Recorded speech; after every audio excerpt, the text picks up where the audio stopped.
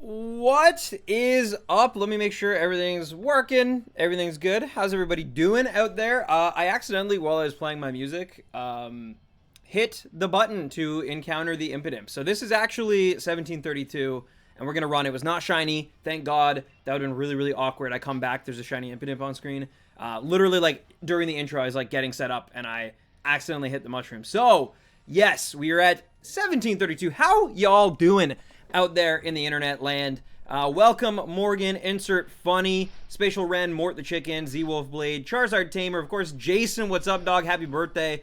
Blade Diablo, Sonic Link, that dank guy, Wolf Storm. How's it going, Wolf? But yeah, Charizard Tamer, hello, hello. But yeah, we are, that's actually 33, because like I said, I accidentally hit the wrong mushroom. Yo, what's up, Lycan? How you doing?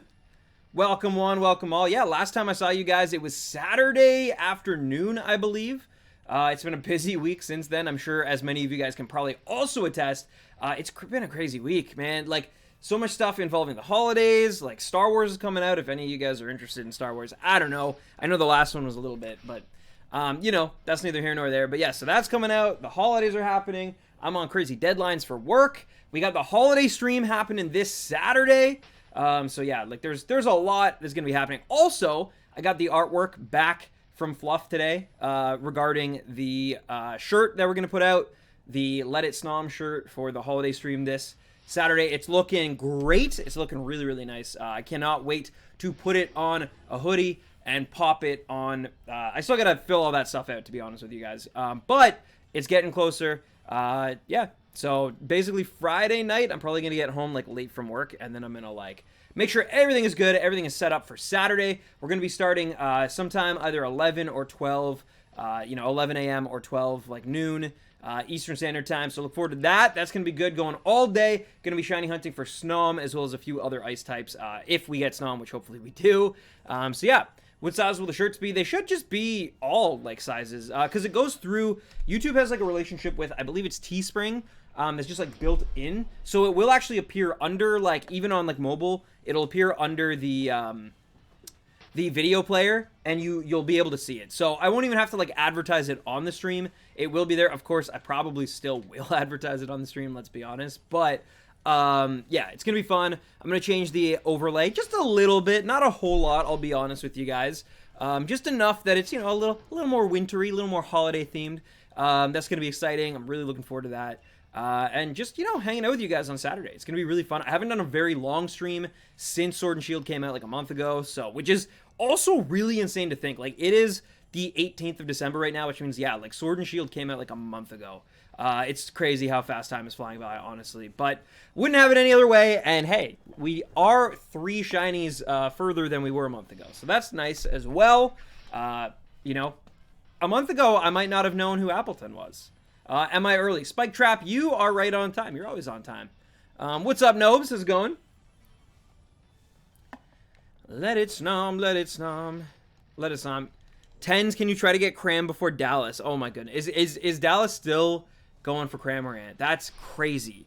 Because I'm pretty sure, I mean, I don't know this for sure, to be honest, but I'm pretty sure, like, Dallas is, like, full-time, too, right? So, like, his streams are probably quite long. So that's just, I can't even imagine what number that man will be at, like. But yeah. Hey, what's up, Toomey? How's it going? Is Snom wearing a Santa hat?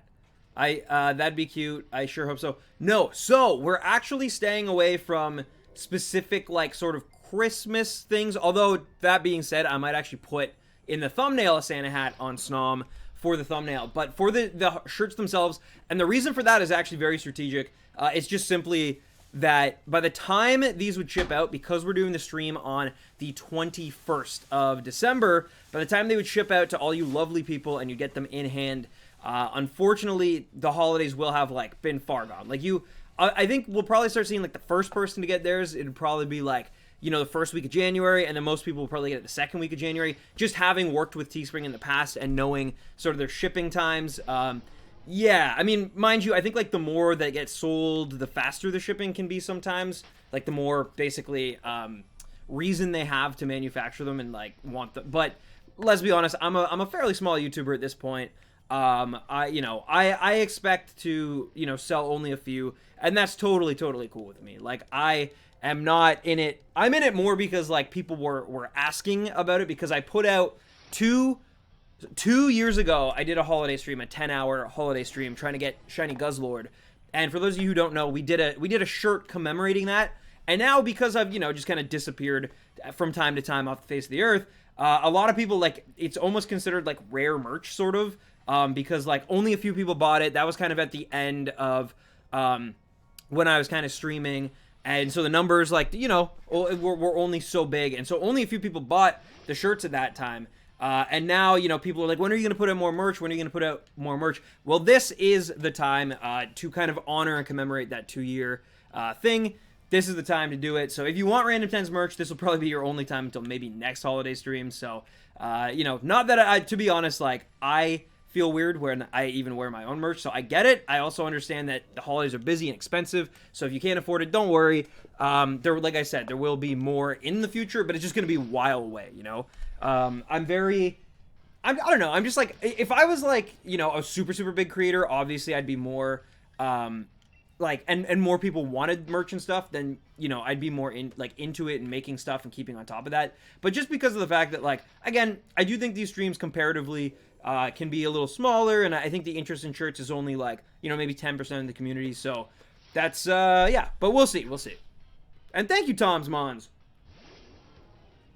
Oh, that's awesome. That's awesome, Blade Diablo. Oh, he did get it finally. Nice. What was the number? He got it after 16,000? Really? Someone was saying he got to 20,000. I guess that was a lie. But either way, good for him. Congrats. Man, that must have been such a relief when it finally showed up. I'm actually curious, though. So is Dallas going to, like, double down and be like, I'm still going to, like, get the next however many shinies via, like, this method? Or is Dallas like, maybe I should get the shiny charmer. Maybe I should, like, do a breed here or there. Or is Dallas still just like, nope, like, it doesn't matter that it took that long. We're going to keep at it. Knowing Dallas is probably the latter. Hey, what's up, Inkymation? When will we be able to order it, and for how long will it be available? It'll probably be made available for, like, the week of the holidays. So, obviously, it'll be made available during the stream itself. That's when it will go up. And, yeah, it should be available for quite a while. So, yeah! Hey, what's up, Oddity? But, yes, I'm really excited. I think it's a really cute design. I'm a big fan of it. I love Snom. I love Fluff. I love, the design is really cool. There's like a little Easter egg in there for fans of the long-term fans of the channel. So it's really cool. It's really fun. Yeah, exactly, Tony. That's a great point. Am I still trying to get the shiny Heracross and Colo? Yes, I am. I am, but it's on hiatus for now. In 2020, I will be picking it up again, though. I got to half odds, and then I was like, all right, Sword and Shield are coming out. I was trying to get to 5,000. Also, I do see that dono. Give me 1 second, and I will read it off. Sorry, Wolfger. I just want to finish my train of thought here quickly. And that is that... oh, man, maybe I did lose it. No, I will be doing Heracross. I was trying to get to 5,000, and unfortunately, my computer broke down, very soon after I hit... I basically got to half odds. I got to, 4,100, and then, literally my computer crashed. And so the last month that I was going to be putting towards Heracross hunting to get to 5,000 encounters didn't happen. But, ladies and gentlemen, we just had a dono on stream. Wolfger Lionel, hey randoms, I have fully decided to only do the 500 defeated method to only Pokemon that can G-Max, so increase my chances to encounter a shiny G-Max Pokemon raid. The rest of my Pokemon will be hunted by breeding. Nice, Wolfger, nice. Well, sounds like you're having a lot of fun with this game. I wish you all the luck on your G-Max hunts, and of course, knocking out all those, all those poor innocent Pokemon on the path to them. And thank you so much, Wolfger. Sorry, not Wolfger. My bad. Oh, no, it is Wolfger. Sorry. I don't know why I want to say Lionger for a second there. That's weird. Brain fart. But yes, Wolfger, Lionel, hype. Thank you so much for the dono. I do appreciate it. You were awesome as always. And yeah, like I said, super good luck.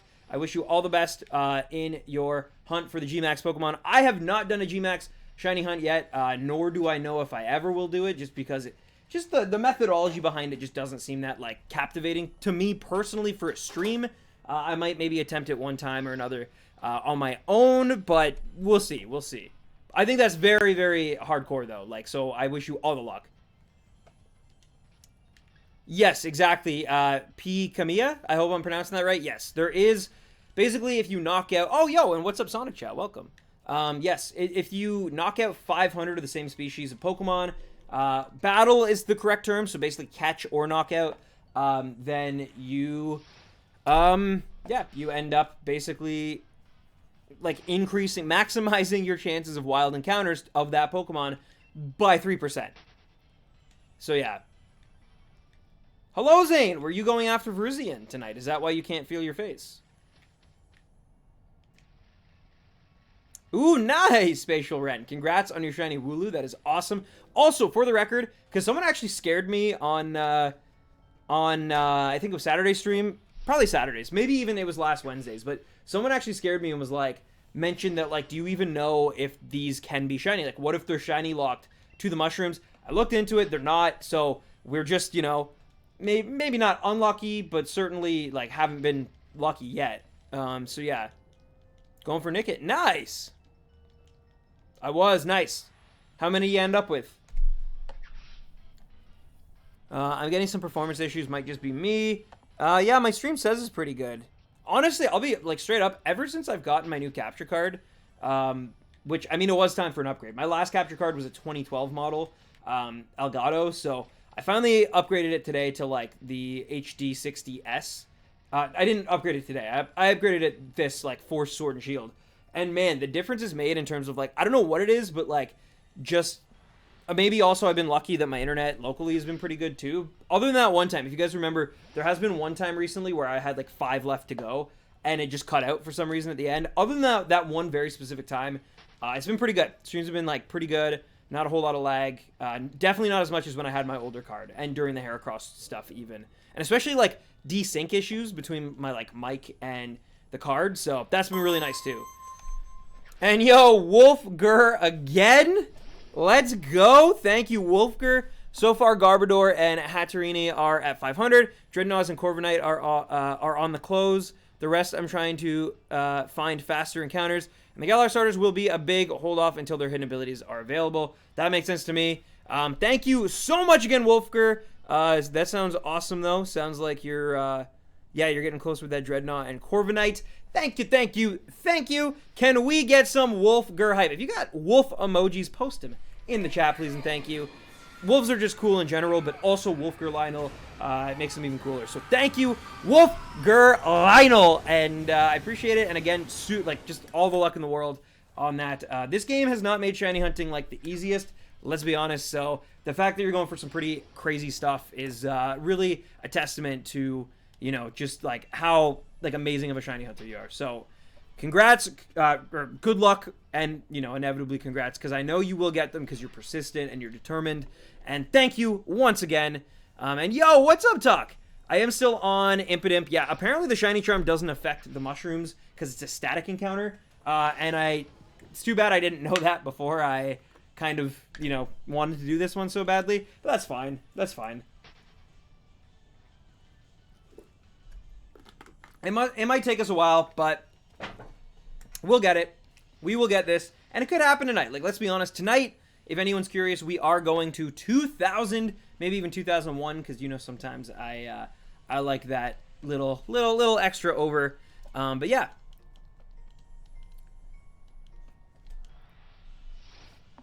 Thank you, Jack Venn. Great to see you, too.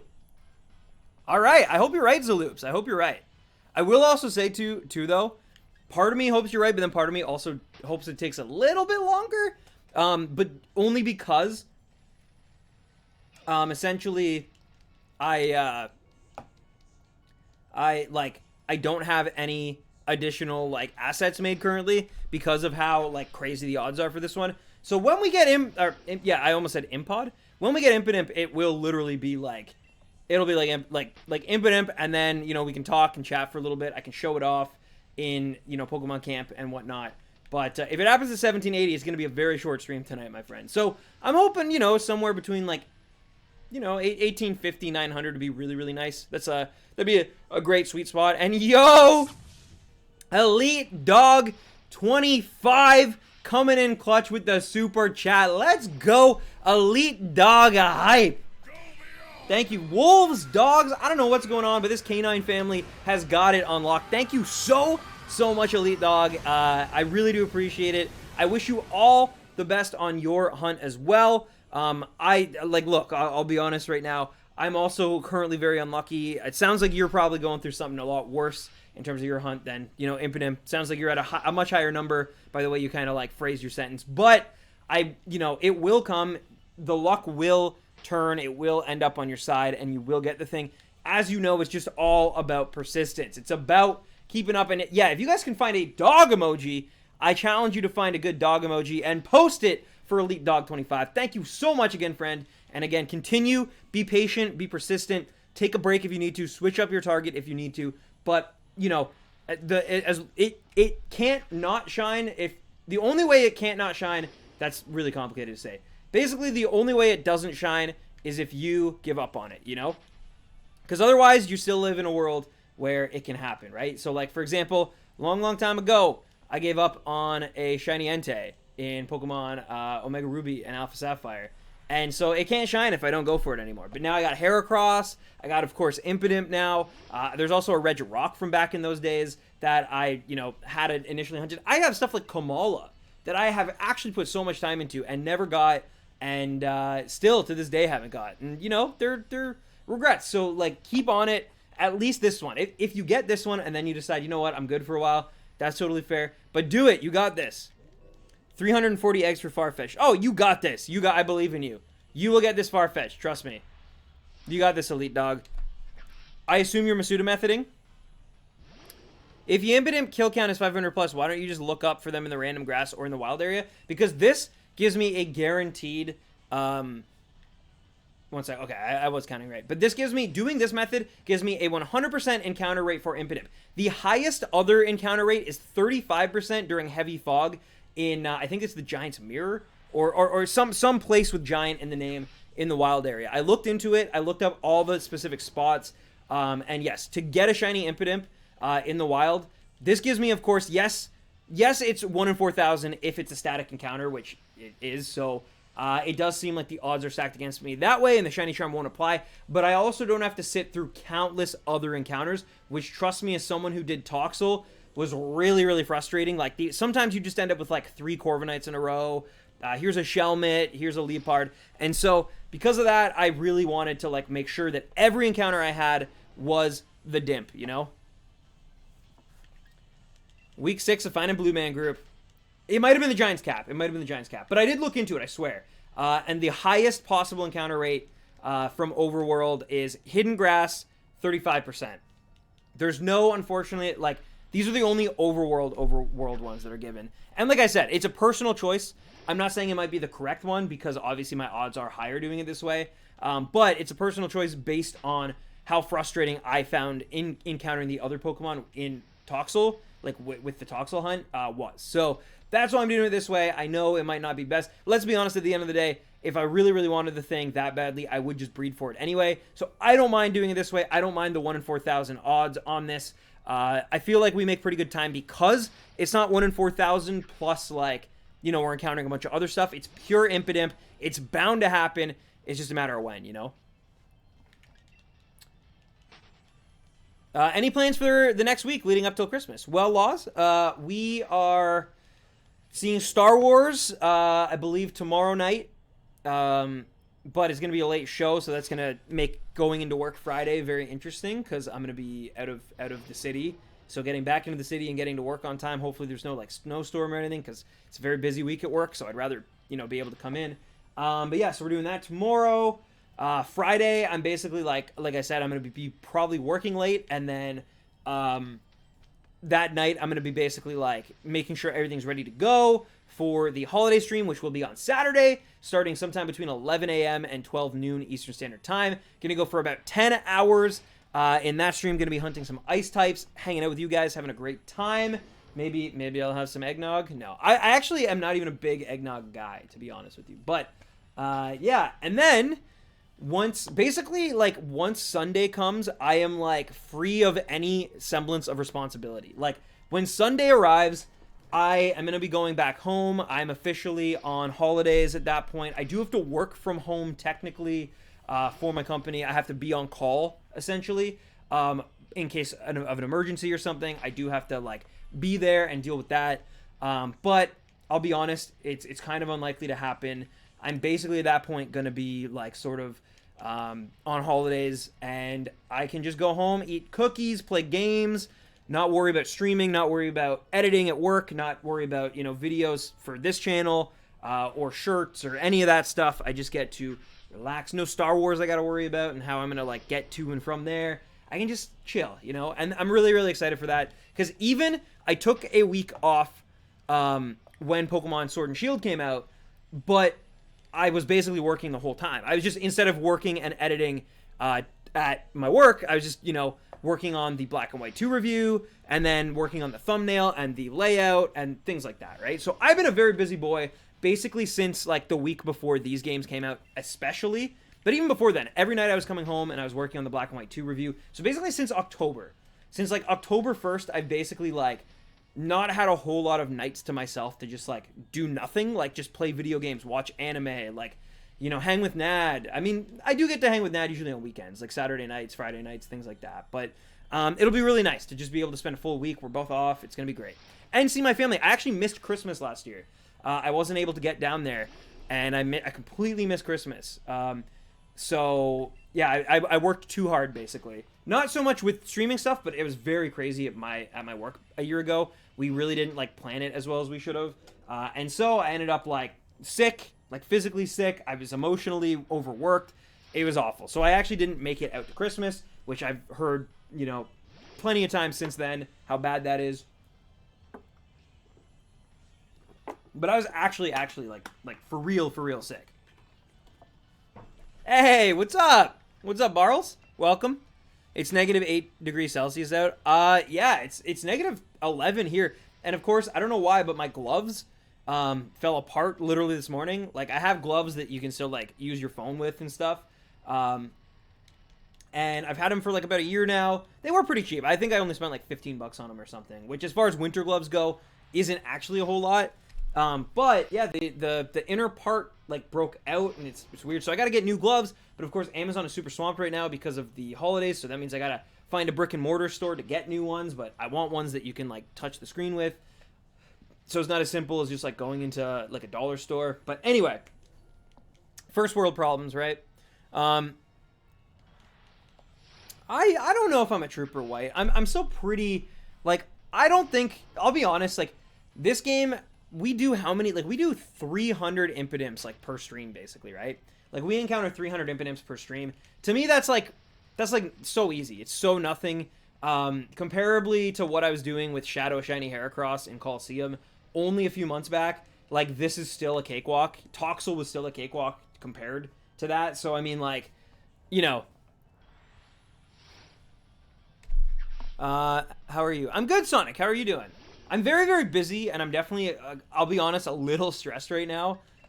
You know, just my anxiety is a little bit higher, just because of, you know, all the busyness and it's the travel and like it's, you know, I got a lot of, I guess, like I said, I got a lot to do at work still, but I'm good. I am good. I'm healthy at least, which is good because last year at this time I was very, very sick. Not like fluish sick, but I had like a really bad cold literally like right around this time last year. And that really sucked because that plus the stress, like I still had to work through the cold, so I could never just like relax. But yeah. Hey, what's up, Earthbound fan? How you doing? Hey, what's up, gamer? Atomic Green, how's it going? Celsius makes no sense to me. Celsius is actually like super easy. Fahrenheit only makes sense to you because that's what you were like weaned on essentially, but Celsius makes so much more sense than Fahrenheit, trust me. There's a reason like the whole world uses Celsius and then like Americans like refuse. It's so much easier. Everything's like, it's like basically if it goes below 0, it's freezing. Like that's it. Like if it's under 0, it's freezing, and it like rain will freeze. If it's above, then rain is fine. Like it's still rain, right?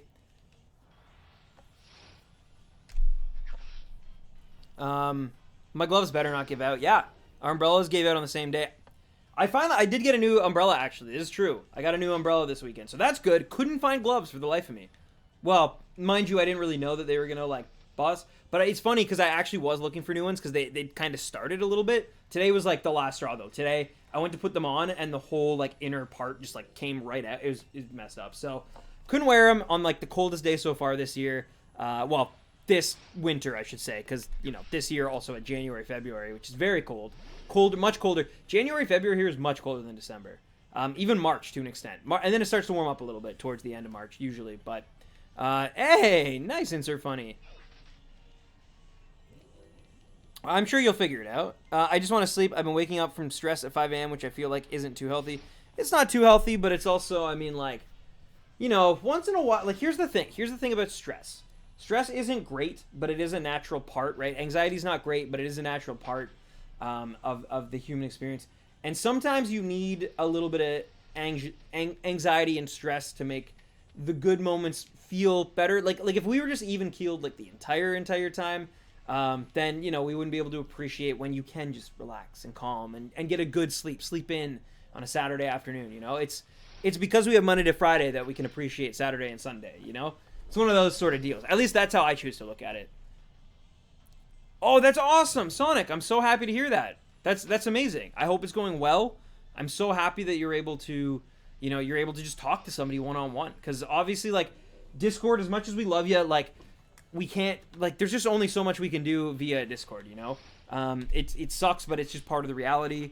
But I'm so happy to hear that, for real. Like, that's incredible.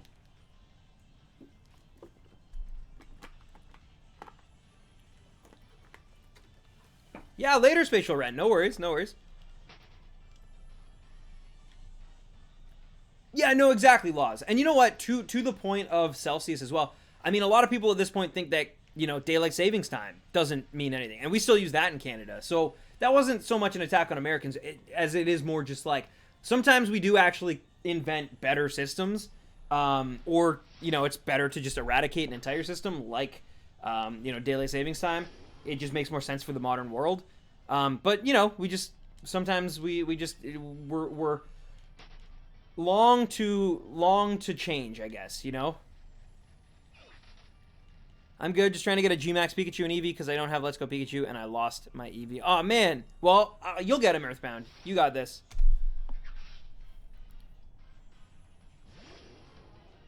But you get closer to 100 degrees in Fahrenheit and Celsius, it's a ridiculous temp. I mean, it only is, again, if you've, like, grown up on Fahrenheit. Because to me, like, when someone's like, it's 40 degrees out, I'm like, that is literally, like, death heat. Like, that is, like, 30 degrees, I'm even like, oh, my God, I better wear, like, a T-shirt and shorts today. Like, that's so hot. But, of course, yeah, if you heard that, you'd be like, what the heck? That's freezing. Like,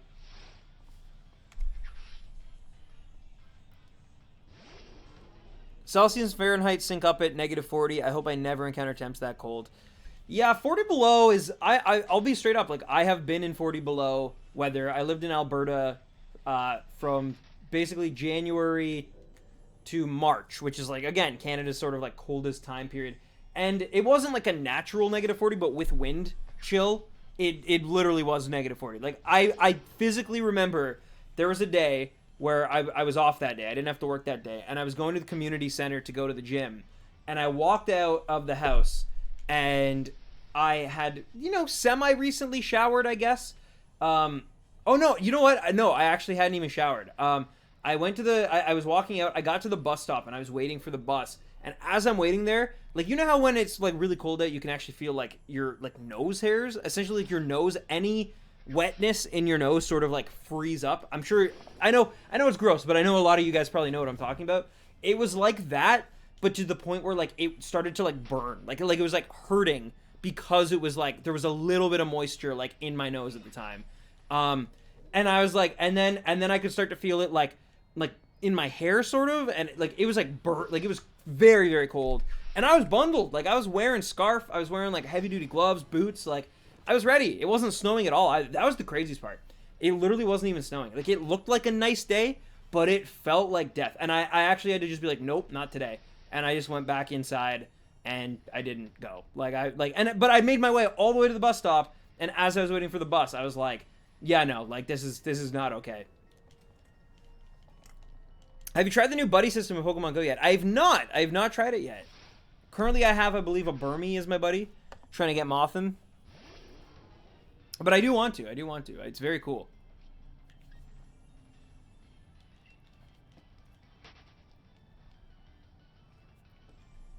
Oh, wow. Barley just saying some fighting words against Dreepy. Look, I like Dreepy a lot. Dreepy and Dragapult are my second favorite pseudo-legend, or my most favorite pseudo-legendaries, at least since Goodra. I'm a very, very big fan of it, and I do like it shiny as well. I'll be honest, I think a shiny could have been better, but I actually think the design is fantastic. It fits the region. It, like, is a cool new typing. I'm a big, big fan of it. That being said, I totally understand why some people wouldn't be. It has this weird, like, you know, Stewie Griffin kind of shaped head, but it's like supposed to be like a jet. I get it. I think it's weird and kooky, and that's why I like it personally. As I like Goodra for similar reasons. I'm like, I like when they go a little weirder with their pseudo legendaries as opposed to just like menacing dragon, you know. I love My Hero Academia. Man, the last episode also really, really good. I'm excited for the... I mean, we only got a few more episodes left. Or is it 2-core? I actually don't know. I've had my nostrils freeze closed. That is scary. That didn't happen to me, for sure. It was just like, felt like it was on fire. Yeah, Mario Galaxy soundtrack is amazing. Man, that's cold. Yes, Quebec is also very, very cold groovy. Yeah, like, Quebec is, like, crazy cold. I went to Montreal one time in also the winter. I don't know why I visit all the Canadian provinces during, like, the peak winter time. And it was snowing there, and it was very cold. We were supposed to go out to do some nightlife stuff. This is when I was in college, and we were there for, like, a school, like, marketing competition thing. And we went, and man, it was very, like, we literally were like, nah, we can't go. Mind you, it definitely was not negative 40. Definitely somewhere between probably negative 30 and negative 32, though. Like, somewhere in that, I know that sounds very specific, but it was, like, colder than it was here, and at the time, it was, like, in the negative, like, 24, 25 kind of area here at that time, and it was way colder. So, I would say, like, but not enough where, like, it wasn't Alberta cold. I don't know. Story time with random 10s. I mean, that's it, right? I mean, I know a lot of you guys are here to see a beautiful, shiny Impidimp, and hopefully I can deliver that for you tonight. But at the end of the day, a lot of the time, it's going to end up devolving into story time with random 10s when, you know, we're just checking the same mushrooms over and over again. And yo, Neon, or as I like to call him, Darth Bort. Darth Bort. Bortius. How's it going, man? How's work? Pretty sure you were working, right? Yeah, it's a Wednesday. It is a Wednesday. Probably just got off. What's up, something? How's it going? I've had the Lumio City theme in my head for years. Wow. Wow. I had the League of Legends 2018 World Song Rise stuck in my head today for a while. But I cannot say I've ever had a single song stuck in my head for years.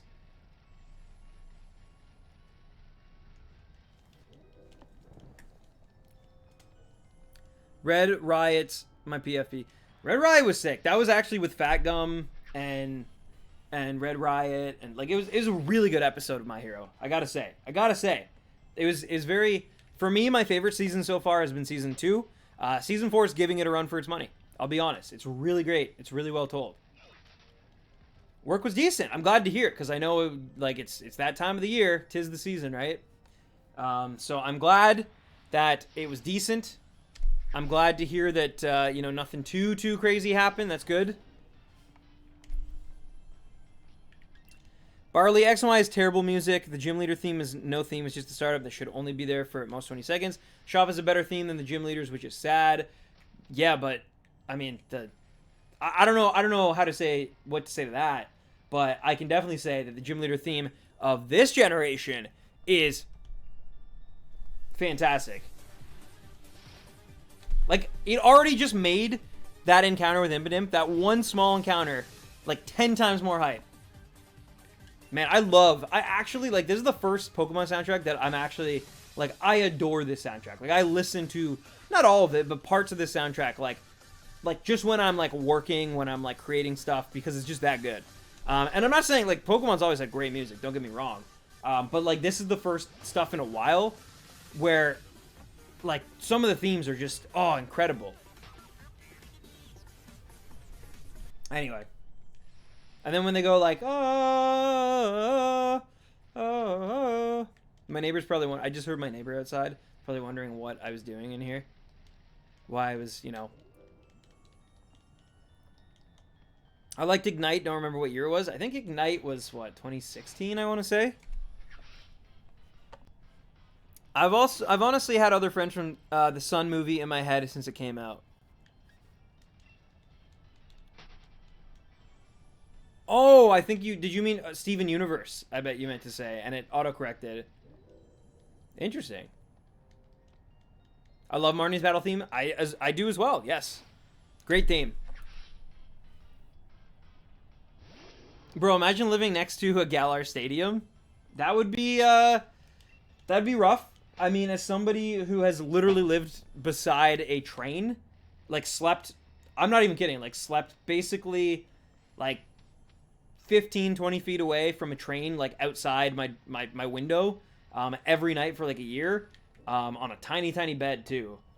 Then yeah, I can sort of relate a little bit, though I do feel like, yeah, the chanting would get older very fast.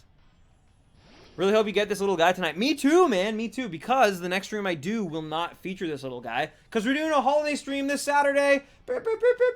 See, if only I had, like, just programmed that into my stream deck. I could have just had the effect instead of having to, like, you know, make it with my mouth. But, yeah.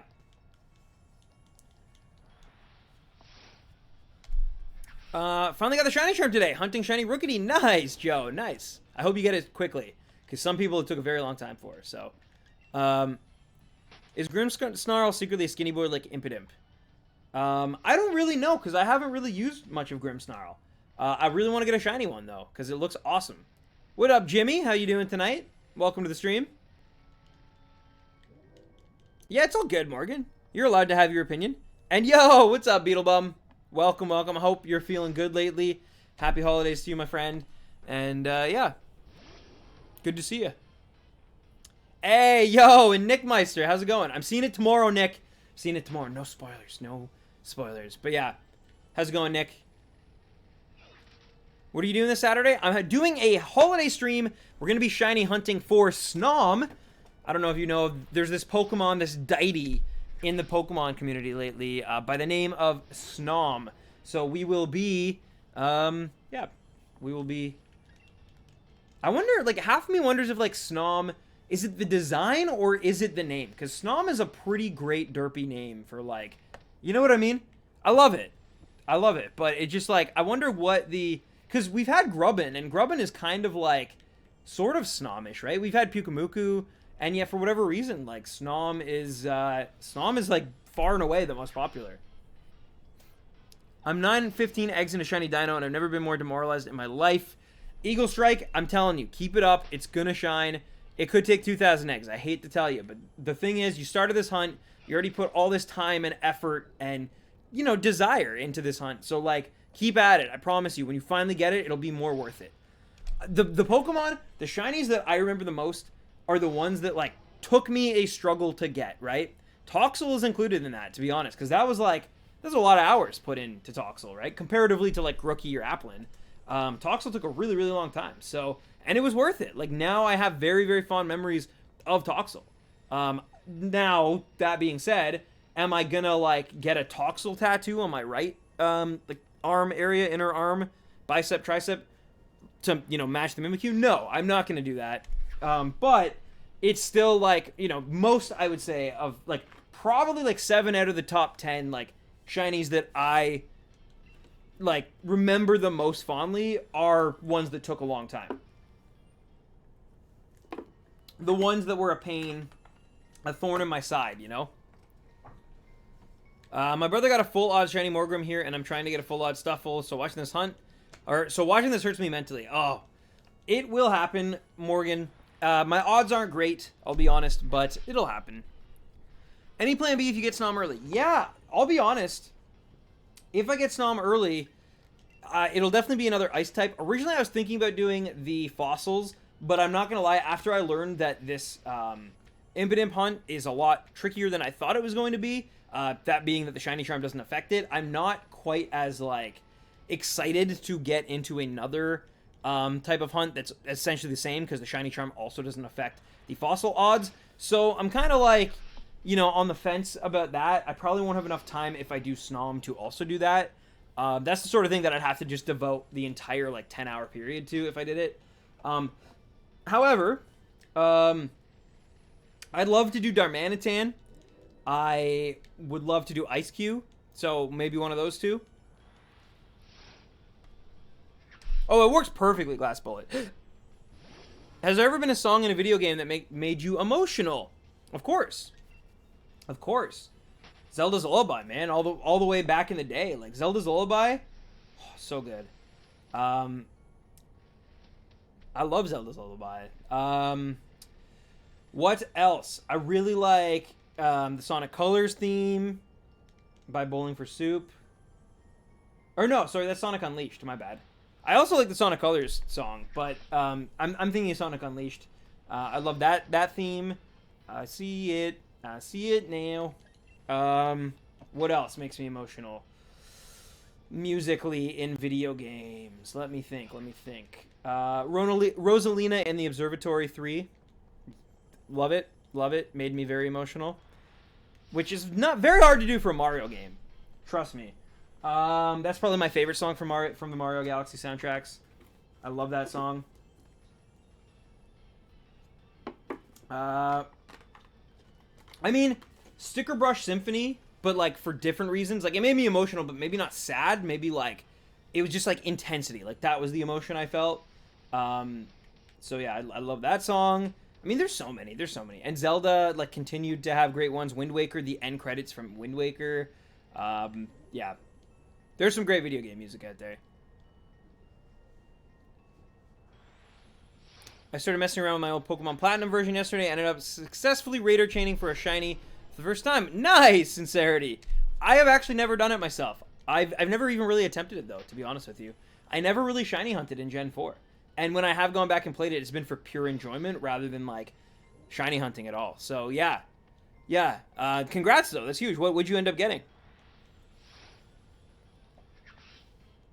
You know what, Eagle? Like, it will happen. Trust me. Like, it definitely... To get Impidimp...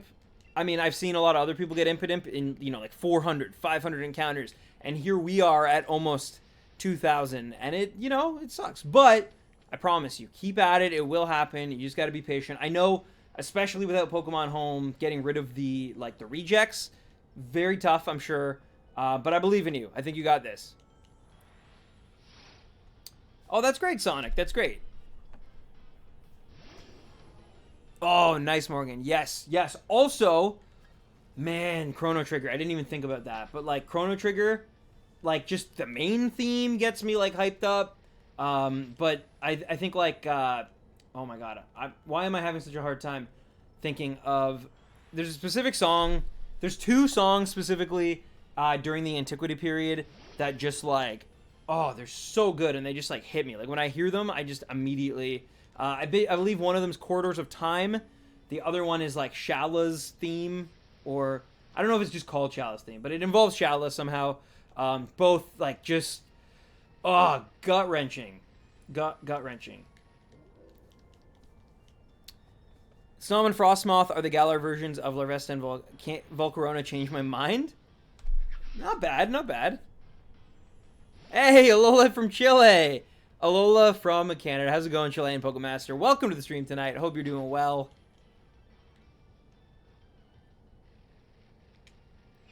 But yeah, there's some great video game music. Like, let's be honest. Oh, I also really like Route 47, Heart Gold, Soul Silver. That's one, as I think you guys know, I'm a big fan of.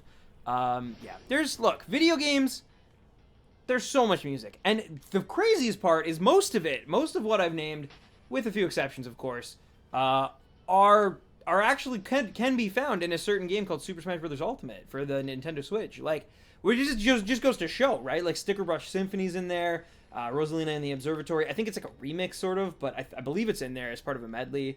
Might even just be in there, honestly. It's been a while since I played that stage. But, like, those are in there. I just a few of them I named. Unfortunately, I don't believe the Sonic Unleashed song is in there, despite some of the other, like, you know, Crush 40 songs, Live and Learn and whatnot being in there. But still. Is there a release date for Melmetal? Not that I'm aware of yet. Halo soundtrack is the GOAT. Halo's got a great soundtrack, yeah. Ooh, nice, Sincerity. Shinx, Mareep, Badu, and Bronzor. Hey, nice. No, that's awesome. Volcarona is cooler, though. I mean, great typing, fantastic design, and mythology around it. I miss that so much. I mean, I guess there's mythology in this game regarding the legendaries, because there's only, like, 3 of them. But still, I definitely miss, like, you know, the days of actual, like, lore behind legendaries, and as they were worshipped as, like, gods and deities. Ah!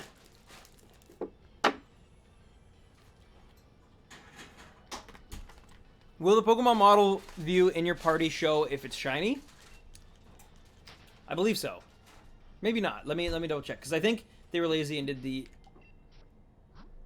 Oh no, I think it will. I think it does in here, right? But maybe not. Because all I know is in the box it doesn't. In the box you actually can't tell it's shiny. Because I just use like 8-bit sprites, or 16 or whatever. However many bits it is. It's like, you know, it's like retro style.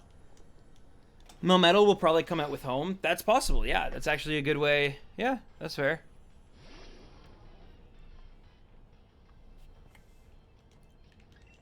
But yeah, it still also creates this like weird thing of like, is Melmetal, like, where does it fall on the national decks, right? I guess it's technically Gen 7 and will come before Grookey, right? Like, that's... Or does it come all the way at the end of Gen 8? Like, how are they going to do it? It's so weird because they essentially just get to decide. Like, they just get to be like, you know what? Let's just put it at the end of the Gen 8 decks.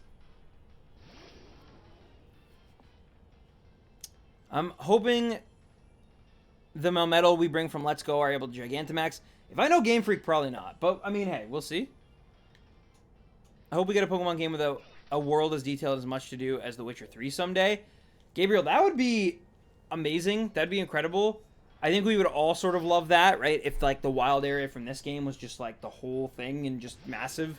I think we're getting closer. I think every generation we're getting a little bit closer to that. Game Freak and Pokemon as a series have always been a little bit of a laggard in the industry, right? When graphics start being the biggest thing, they never follow suit. You know, they always take a very long time. Took them a long time to become 3D, much longer than people thought like it was going to take them. You know, like it took a while for them to even get some semblance of an open world, and now, you know, we have the wild area for a little taste of that, but not quite the full thing. So I think we will get there one day, maybe, but it's probably a while off. I feel like they're gonna... It's official Gen 7. All right. But if it ends up at the end of the Gen 8 decks, wouldn't that reclassify it as... See, this is what I mean. Like, Game Freak, they don't care enough to even, like, kind of abide by their own rules, right? Because if it ends up being, like, at the end, like, after Eternatus...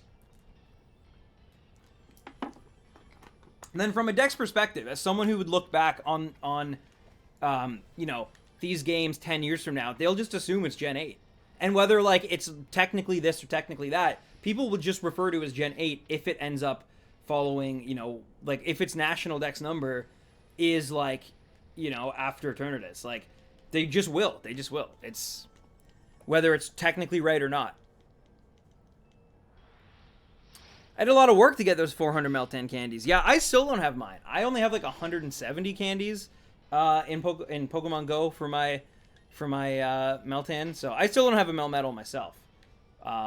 Every time I get rare candies, I put it into it because I'm too lazy to do the Pokemon Go thing with the box, which would obviously get me there a lot faster, but I don't care.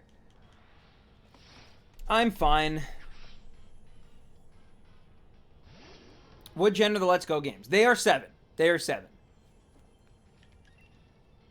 But they also like were very careful to never actually give Meltan and Melmetal a real number for national decks, so that's why it's super weird. They're breaking all the rules and traditions, you know? Look, for the record, I'm not arguing either. I think it's Gen 7 because it came out during Gen 7. I'm already Lolbit YT. Thank you for the sub. Welcome to the Stampede, Lolbit. Thank you for smashing that sub button. Ooh, nice, Zane. Nice. You do love your Pokemon Go.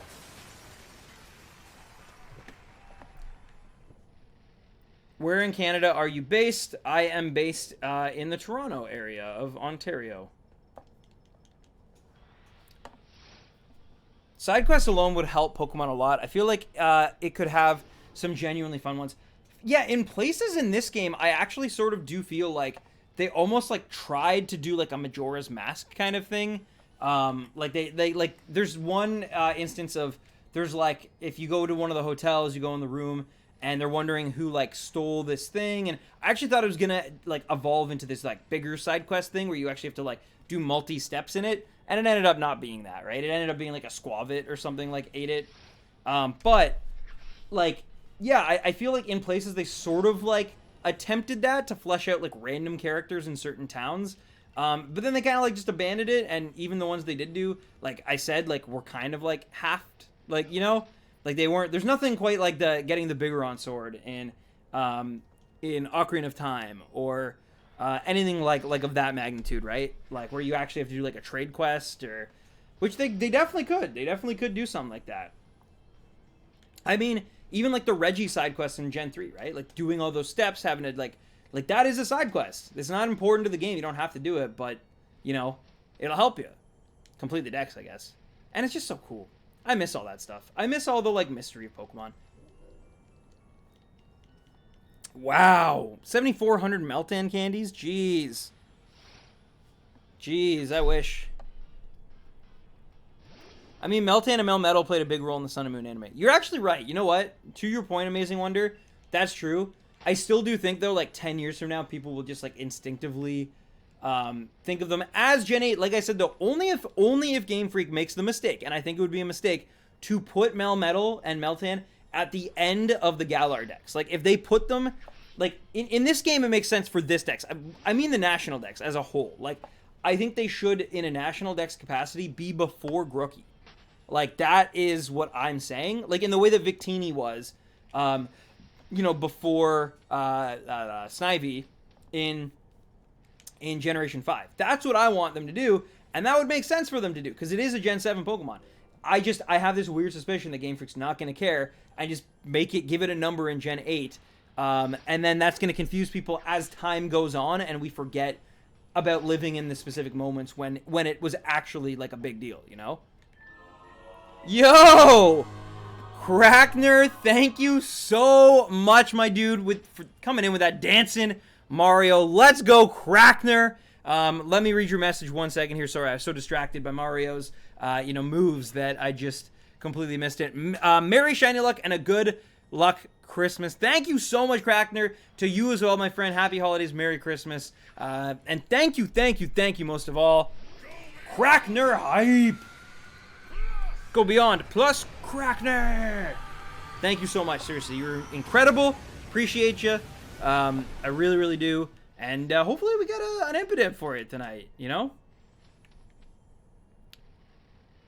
It might be due to Nintendo forcing GF to put out games in a shorter time span. Oh, I imagine that's completely what it is, honestly. But yeah, I also don't think that's going to change though, because I think what they need to do is put more resources into it if they want to keep this like pattern, right? They gotta pay a little bit more for a few more people to work on these things, as opposed to like, you know, just keeping the same kind of numbers of staff, barely increasing them, and then expecting more product. It just doesn't work, you know? It's a law of equivalent exchange, right? But anyway, I do have the Shiny Charm Kelton. Yes, it's in the title. Melmetal is a must for beating the Rocket Leaders. Yeah, I actually have not really attempted to beat them much, because like I said, as soon as these games came out, I kind of just like put down Pokemon Go, at least from like a more hardcore capacity. Like I said, I still will open it, and like, but I never challenge them because like I don't know. It's not worth it to me currently right now. But I imagine, because they're hard. They're hard for. I think I did battle one, and it like, and I thought I was gonna like walk like just destroy it. You know, I used like some super high CP Pokemon that had some of them had really good stats and good IVs, good moves, like, and they still got destroyed. So, yeah. It's like with Togepi, it's a leaked future gen Pokemon, but people will think it was the gen before. Yes, I mean, I still associate Togepi with Gen 2, but I came up on Gen 2, right? Like, that was when I was my biggest as a Pokemon fan as a kid. So, I mean, it's really hard to know for sure. But, yeah. I get what you're saying. I think a lot of people, too, Lucario, because it came out in a Gen 3 movie, I think some people think that Lucario is a Gen 3 Pokemon sometimes. And it's Gen 4, I believe. Now I'm like, see, even I'm like having reservations here. I'm like thinking, I'm like, wait, was Lucario Gen 3? But no, it's Gen 4. It's Gen 4. But I think a lot of people, and I know that for a fact because I put out a video a long time ago about like my top 10 favorite shiny Pokemon, and I actually had people in the comment section telling me that like, yo, M-Trix, let's go.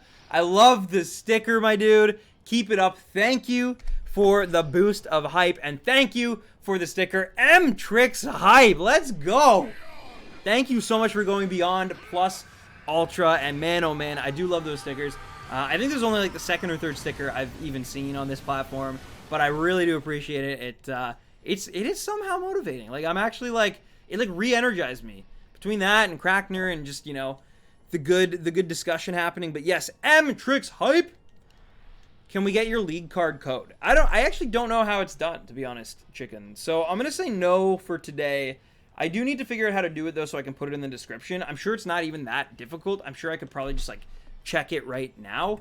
But I was under the impression you have to like share with the person by actually having like their friend code and then like doing a thing.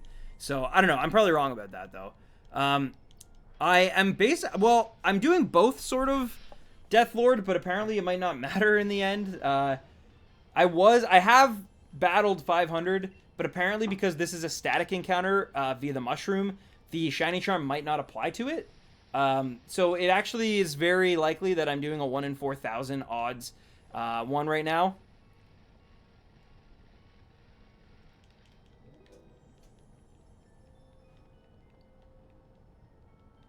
I used to think Munchlax and Bonsley were Gen 3 Mons because of their anime appearance.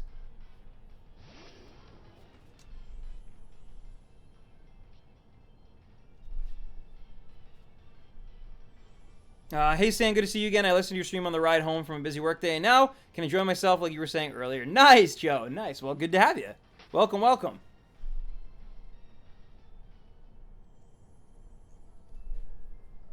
Christmas card trade. I mean, so here's the thing though, is that like obviously if I do like a trade to trade league cards, then the problem is many people would want to do that, and then it kind of like hamstrings the stream a little bit, right?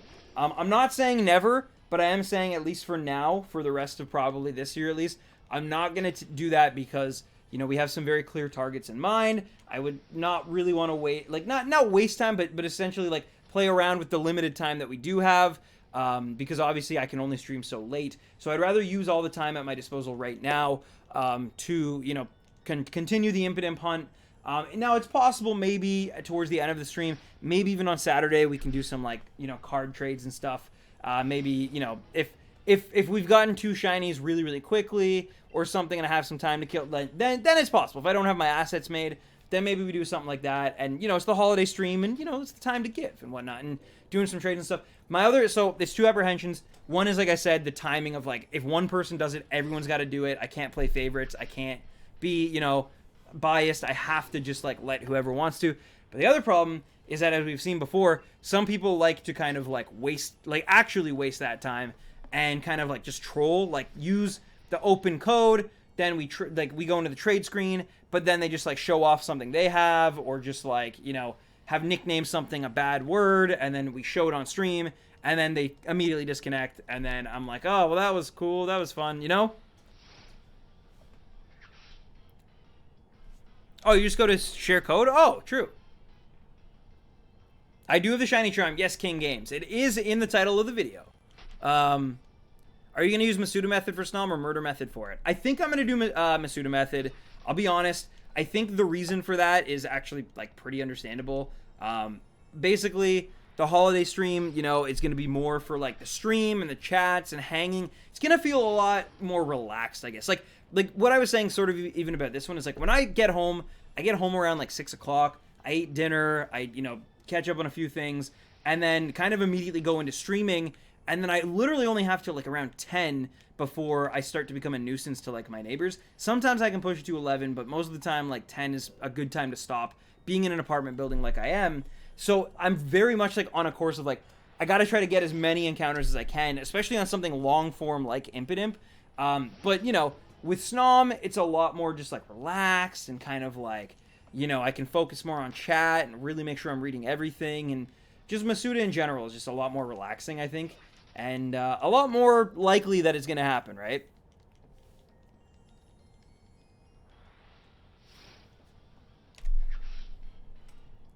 Nice, King Games. Nice. Yeah, we didn't have the shiny charm for a while for the Toxel stream, but then we did get it towards the end of it. So when I did catch it, I did have the shiny charm, which I think is honestly solely responsible for us finally, like, putting that one to rest, you know?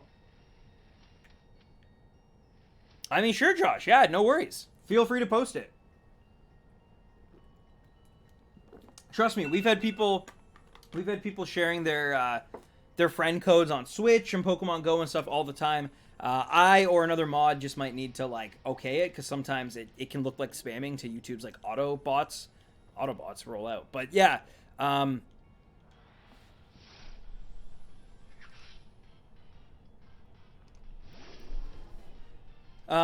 pretty sure the shiny charm affects this. So I don't know for sure if it does or it doesn't. If it doesn't, then I am definitely just unlucky. Which is, you know, it's part of it. Yo, Stan, got my shiny Helioptile, 557 eggs. Hey, nice. Congratulations, Ron. I know you were after that for a while. That's awesome. And you're going for a Rangaroo. Ooh, nice.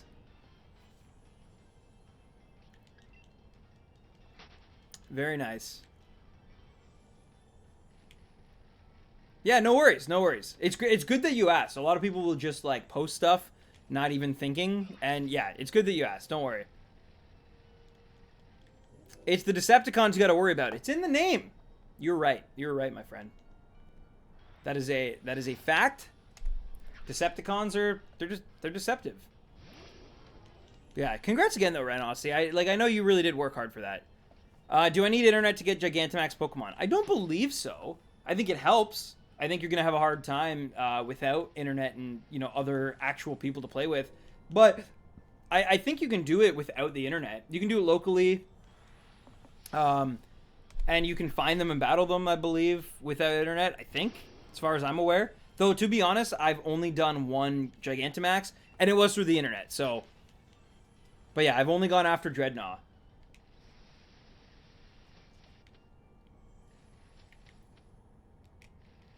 But yeah, it sounds like everyone's saying no. You don't need the internet to do Gigantamax. Again, though, I think it does help a lot. I won't lie to you. I mean, it depends on the Gigantamax too, I guess. But I do think it helps to have other people. But yeah, I don't know. Like, Div, is there any way that you could, like, could you somehow, like, I don't know if there's a way to, but, like, sort of cooperate and make sure that, like, it would affect this? But yeah, and if you guys are looking for friends on Pokemon Go this holiday season, whether it's to complete a task or, you know, just have more friends, get more gifts, maybe get a shiny, definitely add up Josh Griffith on, you know, he's in the chat currently. Just post his friend code. Help him out. And add me to Stan. Well, you add me and I will add you back. I promise. My friend code is in the description right now. So, yeah, add me and I will add you back. I still got room. I'm getting closer to, I think 200 is the limit. And I'm getting close, but I'm not quite there yet. So, Rice Crisp, what's up? How's it going? Welcome. Yeah, I think you're right, Sincerity. I think like Gigantamax, Snorlax and stuff, you might need it for. I'm not sure, but I think that would make sense to me from a business standpoint if I was Nintendo to put out certain ones only in that kind of regard. But yeah.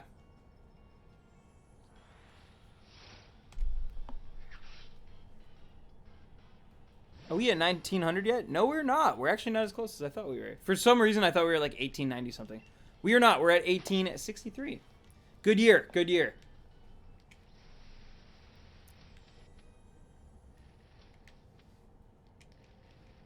What's my favorite shiny? My favorite shiny Kelton is shiny Mimikyu. I do have a shiny Mimikyu tattoo on my arm right there. So yeah. Also, are you cooking that? What are you making? Oh, it smells really good. I can make later for you. We'll figure that out later, but it smells really good. That's all. I just want to make sure you're cooking something, because otherwise I was like going crazy. Are you a big hiker? Any beautiful landscapes up near you? I'm not. No, I'm not really much of a hiker, honestly. I used to be a bit of a runner, but I like hurt my knee not that long ago. Well, I guess a while ago now. It's crazy how much time flies. I think I hurt my knee when I was like 21 or something. So it's actually been like pretty much 5 years. So yeah, but wow, it's actually been 4 years since I hurt my knee. But anyway, yes. So I used to be a big hiker before that happened. And or not a hiker, but like a runner. But I do like going for walks though, but certainly not hikes. There is obviously a distinction. I'm not opposed to hiking. I have gone on hikes before. But there comes a point where like I'd say I hit like a 2 or 3 hour mark where I'm just like, all right, I'm good. But then I usually at that point still have to like turn around, and so it ends up being like a 6 hour day, you know. So yeah, but I'm not opposed to them. I'm not opposed to them. But I've done it. I enjoyed it, but I also think that like I would never make a great serious hiker. You know, that's a great question though. It's weird. I don't think anyone's ever asked me that. Any beautiful landscapes up near you? I don't think so much for hiking probably. I'm pretty in the city. Ooh, all right. Well, awesome. All right, Divin, you just like re-energized my whole process to this then. So it turns out, I guess, then we're just super unlucky. Because this whole time, like for the past like few streams, I've been sort of like, oh, well, I think we're in this position where we're just, you know, we're not gonna get it in 2000 because the odds are 1 in 4,000. But Divin just checked, and apparently, it is still the shiny charm does affect it. Ooh, nice, Sonic Chow, nice.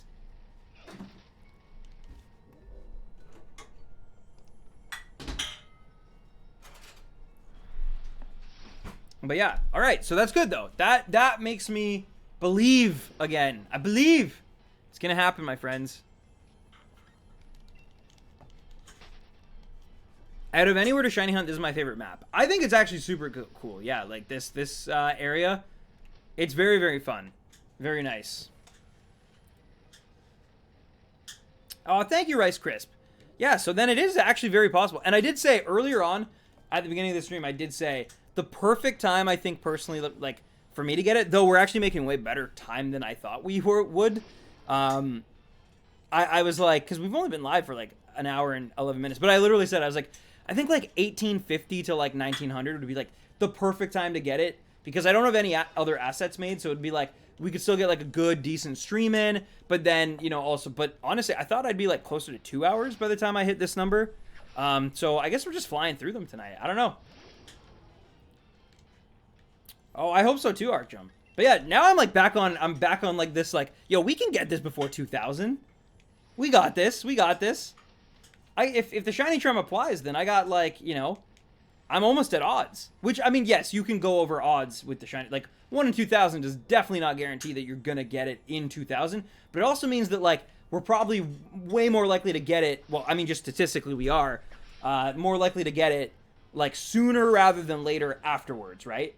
Like, because originally I was afraid that like, oh man, what if we go over odds and the odds are 1 in 4,000? But now I'm sort of like, wow, what if we, you know, if we go past 2000, then everything's gravy after that. Toxel 2.0. It is, yeah, it is weird that like the 2 times, if that is true, which I mean, I trust Div, like, so I believe it to be true. Then that means that, yeah, both Toxel and now this thing have been, like, painful, like, hunts.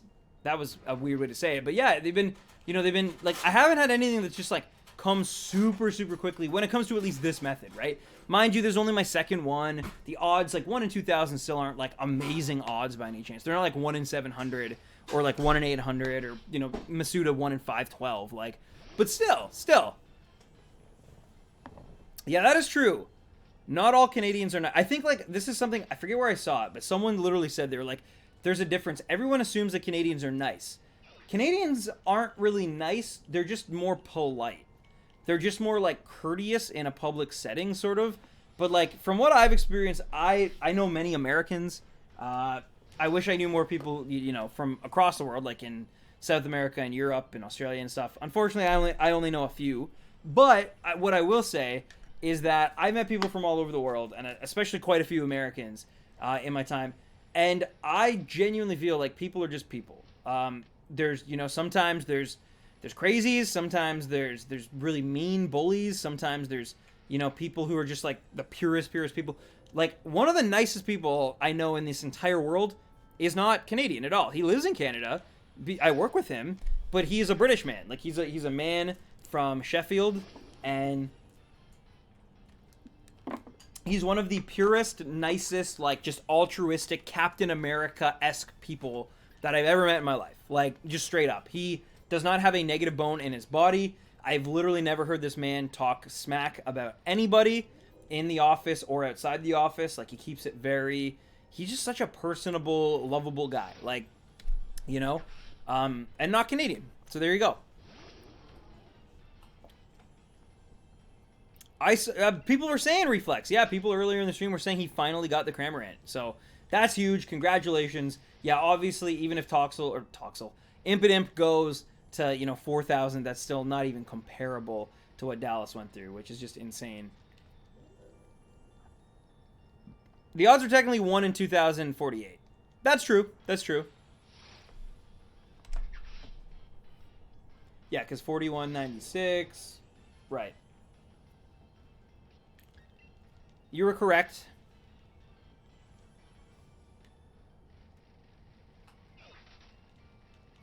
Wait, 8,000. One sec. Let me do some math. Math time. All right. Boo. Oh yeah, you're absolutely correct. I did my math. Right, because 4,096. I have my numbers mixed up. That's what it was. 8,192, but I said 4,192, which is just bad math. And then I was like confused about it. It was just my bad numbers. Like, yes, because it's 4,096 first. Hey, what's up, Shiny Spidey? Oh man, 11 days. Keep at it. I'm getting Shield in a couple days, and I'm excited to shiny on. There's going to be a lot of people getting these games and playing them for the first time this holiday season. Some who know they're going to get it, and some who don't even know. And that's very exciting, because I'm excited for some of you guys and people who aren't even part of this stream to experience these games. I think it's going to be really, really fun. I think we're going to see a bit of a resurgence, a bit of a renaissance for these games.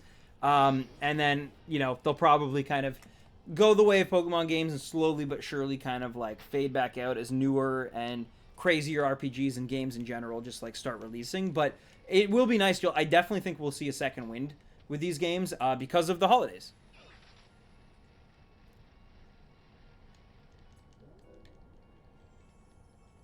Yeah, I'm so happy it's not 81,922.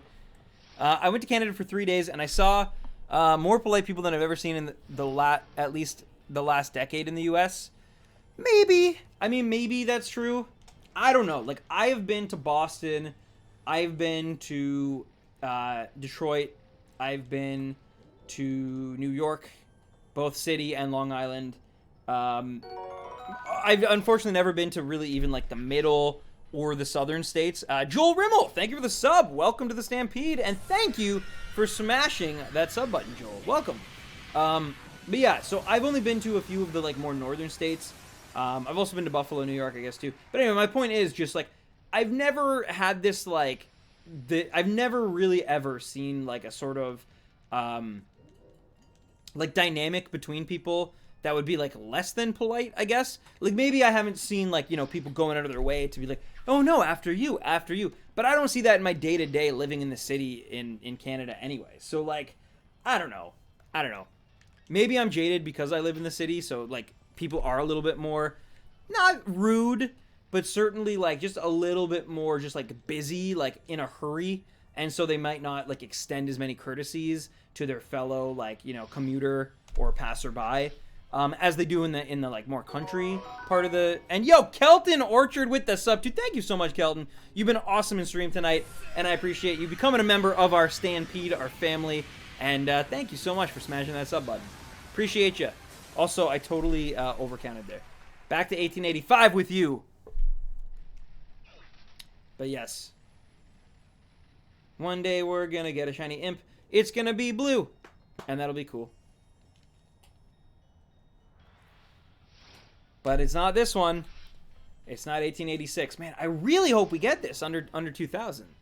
That would be really cool.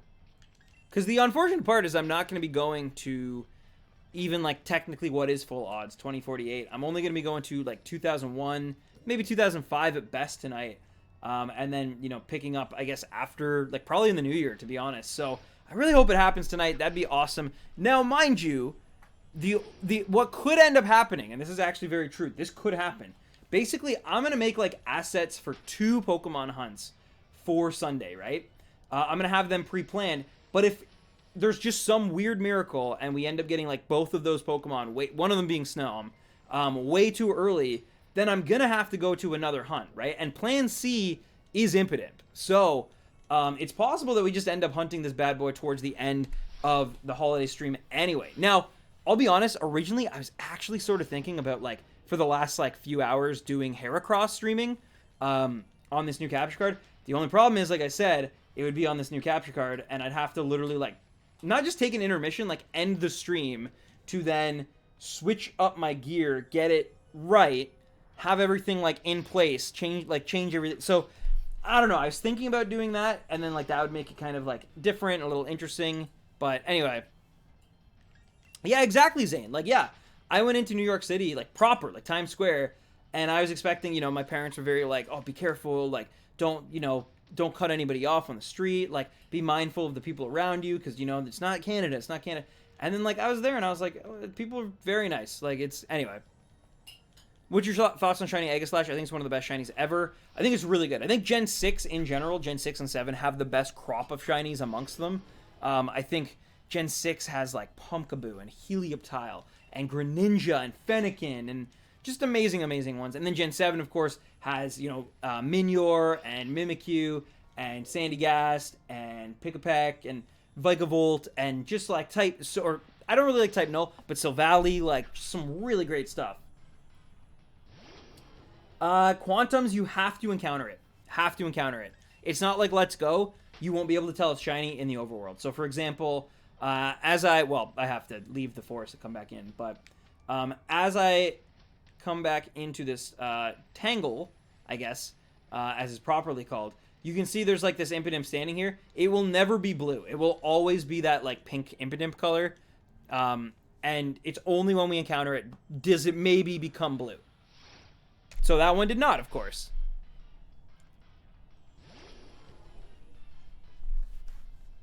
When I was here last time, I forgot the day you were talking about a Snom shirt design. Just wondering if it's finalized out yet.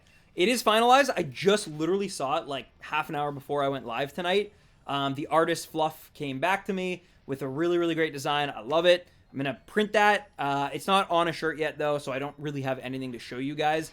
I've just seen sort of the mock-up of it. It looks really good. I can't wait. Friday night, I'm going to take care of all that stuff, get it attached to our YouTube channel. I mean, I hope there's no, like, buffer period to do that. I don't think there is. And if worst comes to literal worst, I can just use my Teespring account that I already have set up to just, like, do it via a link as opposed to, within the YouTube mainframe if it, for whatever reason, takes extra long.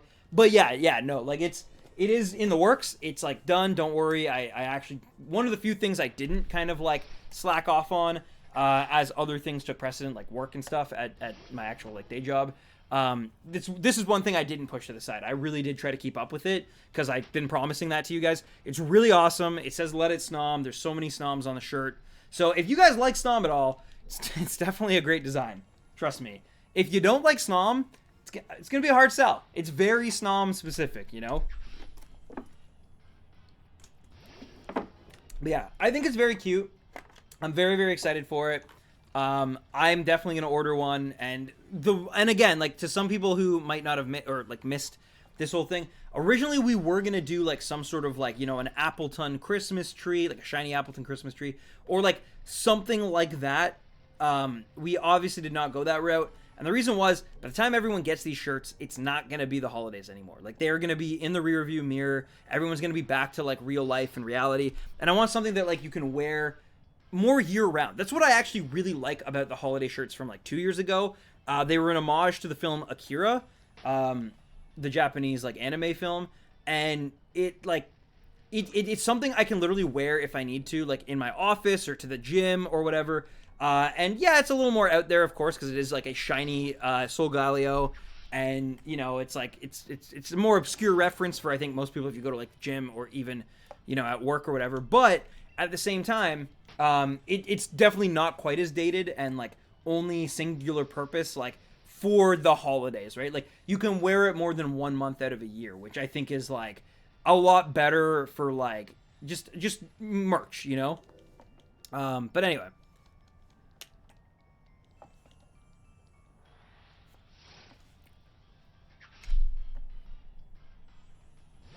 Give it up for 1900. The classic anime film. It is a classic. I agree with that. That's a true statement. You're not telling any lies there. It is classic. It's like an inspiration. That, I mean, just the bike scene alone has been like parodied and satirized and homaged to death. Like it is a classic. Showing up to work in your own merch is a super power move. Or such a power move, sorry. Yeah, I guess I don't like make a habit out of it, but I certainly have like done it on occasion. And some people actually, now that I think about it, have like kind of made like a joke about it or like mentioned it kind of like slightly, but I never really, I'm just like, oh, it's just a cool sweater. Like, you know, to me, I don't even think of it as like my own merch, weirdly enough. When I put it on, I think of it as like a cool Pokemon shirt, you know? Subrandom Tens has been, yo, Oliver Walden, how you doing? I just found your channel after you stopped uploading, and I'm so happy you're back. Oh, Zach like that. Well, thank you. 1900 already. Harsh luck. Yeah, I do have bad luck, Xanth. Yes, I do. Why can't I just get one of these under 1,000, you know? I got the charm. I destroyed 500 of these poor Impidimp's lives and their futures, all to just continue to go to these crazy odds for these overworld hunts. I'm really earning my square sparkles, you know? So I'm just going to say, like, I mean, if Impidimp keeps going longer, who knows? But, like, I was about to say, like, man, if we hunt this thing the way we're hunting it, and then the star sparkles show up, like, after 2000, like, man, I'll be so depressed, because just, like, that's crazy. Like, at that point, I should have just bred it, you know? Like, I'm doing this all for the square sparkles at this point, and pride a little bit, but, like, you know.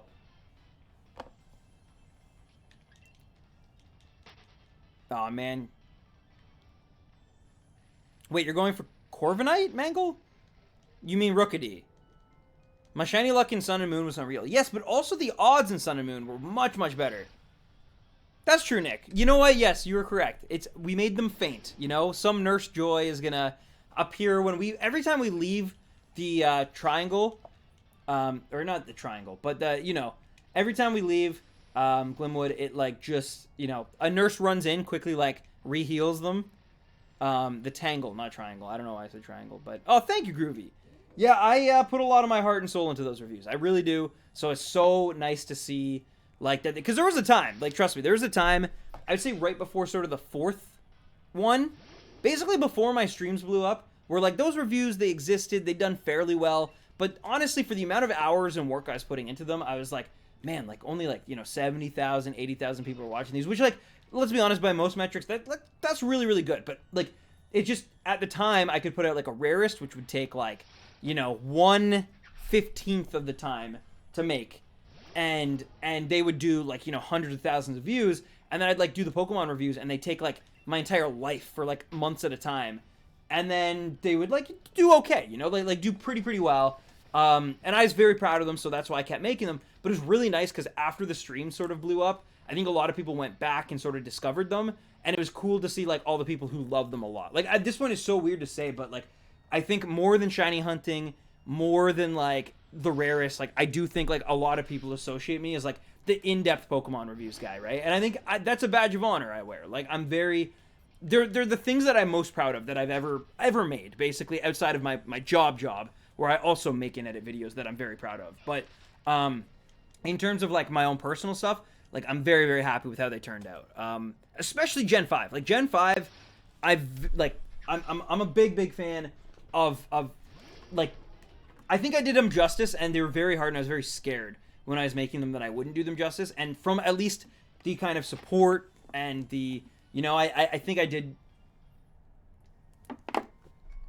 do a decent enough job at the end of the day. But yeah. That's true, Mango. That's true. Can't wait for Gen 6 review. And to be honest, it's actually funny because I do think that like the Gen 6 review has a lot more breathing room. Like I feel like it's not quite as held in the same regard as Gen 5, and therefore I don't have to be quite as like just I don't know, like specific about it. You know what I mean? Like I don't have to not that I won't, because I probably still will be. It feels a little bit like looser. It feels a little bit like less high stakes in everything. Like the plot in that game, I know that's funny because like literally the themes are supposed to be like, you know, destruction and creation, but like it does feel a lot low. It feels a lot more low stakes. It feels a lot more rebooty for the series. You know, after Gen 5 and Gen 4 had these like super plot heavy, it feels like we kind of go back to like Gen 1, Gen 3, sort of like here's a reboot, here's a very basic storyline, a very like underwhelming team. Not that I know some people love Magma and Aqua and Rocket as well, but like it just like it feels like, yeah, it's a very traditional Pokemon game designed to get people who might have like, you know, gone off during the DS era and kind of stopped buying Pokemon games, designed to kind of get them back into the fray, right? It's a lot easier than Gen 5 and 4, a lot easier to follow. It's more colorful. You know, they're fun games. They're very fun. I've played through Gen 6 more than any other games in the entire series, like multiple playthroughs. Not as many hours in them probably, but the most amount of playthroughs of any game. They're just easy breezy, light sort of games, and that's exciting because that means that like when I'm writing them, I can approach them from that way. I don't have to hold them at like this super high, like, man, if I don't do these justice, I'm gonna get like, you know, it's gonna be mobs. But yeah. So anyway, the point is, I am actually really excited to make it. Mind you, I'm being very aware of what's going on with all this Kappa stuff lately, and got to make sure that like I can still live in a world where I can make it and not face, you know, these crazy like fines and stuff. But if all, you know, doesn't change too much, then I would say expect Gen 6 probably about a year from now, honestly. Like, but here's the difference. Here's the difference I will say is that the difference between the Gen 6 reviews, which are, you know, gonna inevitably be X and Y and ORAS, is that I can do both of those and release them within probably the same month or two. I couldn't do that with Gen 5. Like Gen 5, I couldn't be like, here's Black and White and it's an hour and 10 minutes and it's very epic in scale and themes and, you know, and here's Black and White 2 and it's just this like addendum. It's DLC basically. Don't worry about it, right? Like I had to do them both these super long, like justice kind of reviews, and that was tricky to do, and because it took so long between them, where like going forward at least, like I can talk about, you know, Gen like X and Y, and then I can do a 15-minute ORAS review, you know? I don't have to do, because the plot has already been told before. Like they're remakes, right? The point of the remake reviews is, what did they fix? Did they fix anything from my complaints and cons section from earlier? And if so, how and what? And, you know, here's my overall take on them. Like, they're a lot shorter, less committed than obviously the main series games, which like are new characters, new you know, themes, new, like there's a lot more to discuss. New Pokemon, obviously, right? Like, so in that sense, and mechanics obviously as well. But yeah, and then even Gen 7, right? I'm probably gonna do Ultra Sun and Ultra Moon in the Sun and Moon reviews, because I just don't feel like they're worth me, you know, like doing their own separate thing on. To be honest, I just don't want to play through, like, I don't want to play through Sun and Moon, which are very long games with a lot of, like, hand-holdiness, and then, like, finish that review, and then immediately do, like, a full 40 plus hour playthrough of Ultra Sun, Ultra Moon, where I could literally just like pick out the parts that do change and then just talk about them as you do. Although, to be honest, if I'm being fair, I probably should still play both, but I don't like, if I actually have to do like a long review of both. Anyway, that's neither here nor there. And then I got to do Let's Go Pikachu Eevee, which is literally a Pokemon Yellow remake, which is like the third time we've remade Kanto. So again, like I get to talk about those for better and worse. Anyway, if you get the shiny, the odds of square sparkles are actually 1 in 16. So in this case, the stat shinies are the common one. The star ones. No, I agree. You are correct that the stars would be the rarest, but that doesn't get you bragging rights other than like on the stream. You know what I mean? Like I want the ultra one so I can like when people see my Impidimp or Grimmsnarl like go into battle, they know. They're like, oh, he's got the square. Man, he either got super lucky or he, and I know that sounds insane, but I mean, again, think about it like, if you think about it from a more macro level, like, I mean, it's insane just in the first part to like spend hours upon hours trying to go for a rare multicolored Pokemon. So what is the, anyway. I know, Kelton, I know. Really? Ball Guy's getting some play, eh? I actually rewatched all your Pokemon Gen reviews earlier today. Your review of Black and White 2 actually made me want to play them. They're the only mainline games I skip besides Ultra Sun, Ultra Moon. They're really good. Like, they're really fun. Because Black and White 2, like, Black and White are a lot more serious. I like them. I actually prefer Black and White 1. But they're a lot more serious. They're like, they don't let you, get older Pokemon. Your team might not feel quite as balanced because of that. And so it's not quite for as many people. Where like Black and White 2, it's just a little bit more open. It's got a lot more to do post game, which is crazy to think, but like it actually does. Like with the PWT, it really feels like a beautiful swan song to the 2D series. That's the best way I can put it. Is like it's just chalk. Like it's funny because even like I did the Black and White 2 review, and like literally as I'm like wrapping it up, all of a sudden it hit me, and I'm like, I didn't even talk about like the going for the shiny oh my god, Haxorus like event thing like that you do. I barely gave any weight to actual like Meloetta and Keldeo events and like their form changes. Like there's so much that I even in that in-depth review I actually kind of missed. And like there's a really cool side quest involving like a guy who like you have to face all his ex-girlfriends in the like Pokemon graveyard of that game, which the name for whatever reason is Dragon Spiral Tower. Anyway, yeah, it's really dope. Yo, what's up, Ernie? How's it going? I've only played through X and Y, and I always start new playthroughs, but can't bring myself to beat it once. I know a lot of people who also bought those games because again, they were sold as like it's a reboot. It's the first 3D game. They got to like the second or third gym, and then they're like, yeah, I'm okay. Like From what I heard, it was a coding error on Game Freak's part. I think originally it was supposed to be the squares were the only rare ones, but they flipped the code by accident. I actually think it was intentional. I think Key Kingdom, to be honest, I think they're like, hey, if you want an easy shiny, you can Masuda method, and most of the time, you're going to get these like regular square. But if you want something that like is a little bit different, a little bit rarer, we're going to throw you a bone shiny hunters. And so if you do it this way, if you're like a hardcore, because that is something that like they've been weirdly, like people who've been wanting from them for a while. It's like even I have wanted like a rarer version of shiny because they were starting to dilute the rarity of shinies, right? By the time we got to Ultra Sun, Ultra Moon, it was like literally at some cases you could get like 1 in 3 odds if you did the right thing with the right wormhole, like, which is insane.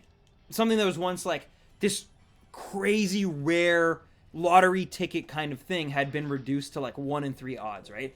And I think like they kind of like checked themselves a little bit and were like, you know what? Let's have our cake and eat it too. Let's make something for people who like shiny hunting, something still within, you could probably get it in a day. Most Masuda methods, if you like have a shiny charm, you could probably get it in a full day. If you put in like a full day of work into them, you're probably going to leave, you put in like 10, 12 hours, you're probably going to leave with a shiny. Not always because, RNG can be a pain, but most of the time, I think 9 times out of 10, you put in 10 hours into a Masuda shiny hunt with the charm, and especially in these games where you have the box right there, I think you're going to succeed.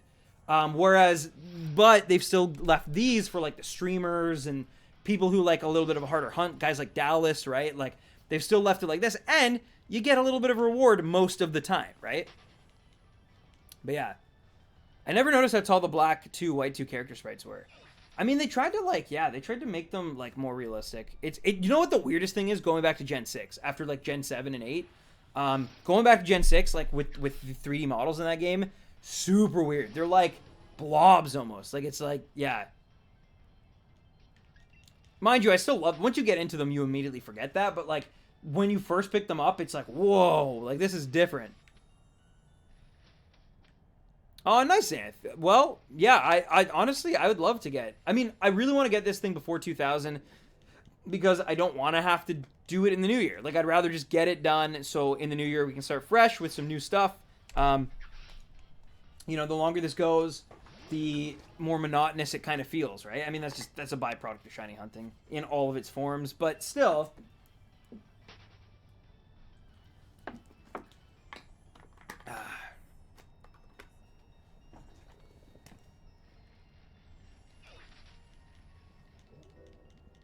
I wish the Pokemon sprites were shiny if they were shiny. You mean like the overworld stuff? Or like the in the box and stuff? Oh man, I feel you on that. I played Ultra Moon, then went back to my copy of X and was shook. It's so weird, right? Because like, they feel similar. Like Gen 6 and 7, they feel like their engine. They feel not that different. But like, it's crazy to forget that like, yeah, the models were like little blobs of humans that, yeah, it was weird. I still like them. I like X and Y. I just don't love them, which is again weird for a guy who's played through them like 5 or 6 times. But I don't love X and Y, but I do like them a lot. I think they do a lot great. I actually think Lysander is a good villain, despite his organization being awful. I don't think he's Getsis. I don't think he's Cyrus. But he's good. He's good. I do think the Elite Four is super forgettable though. Especially the champion. I think it's the worst champion we've literally ever had. Diantha or whatever her name is. I actually like Mega Evolution a lot.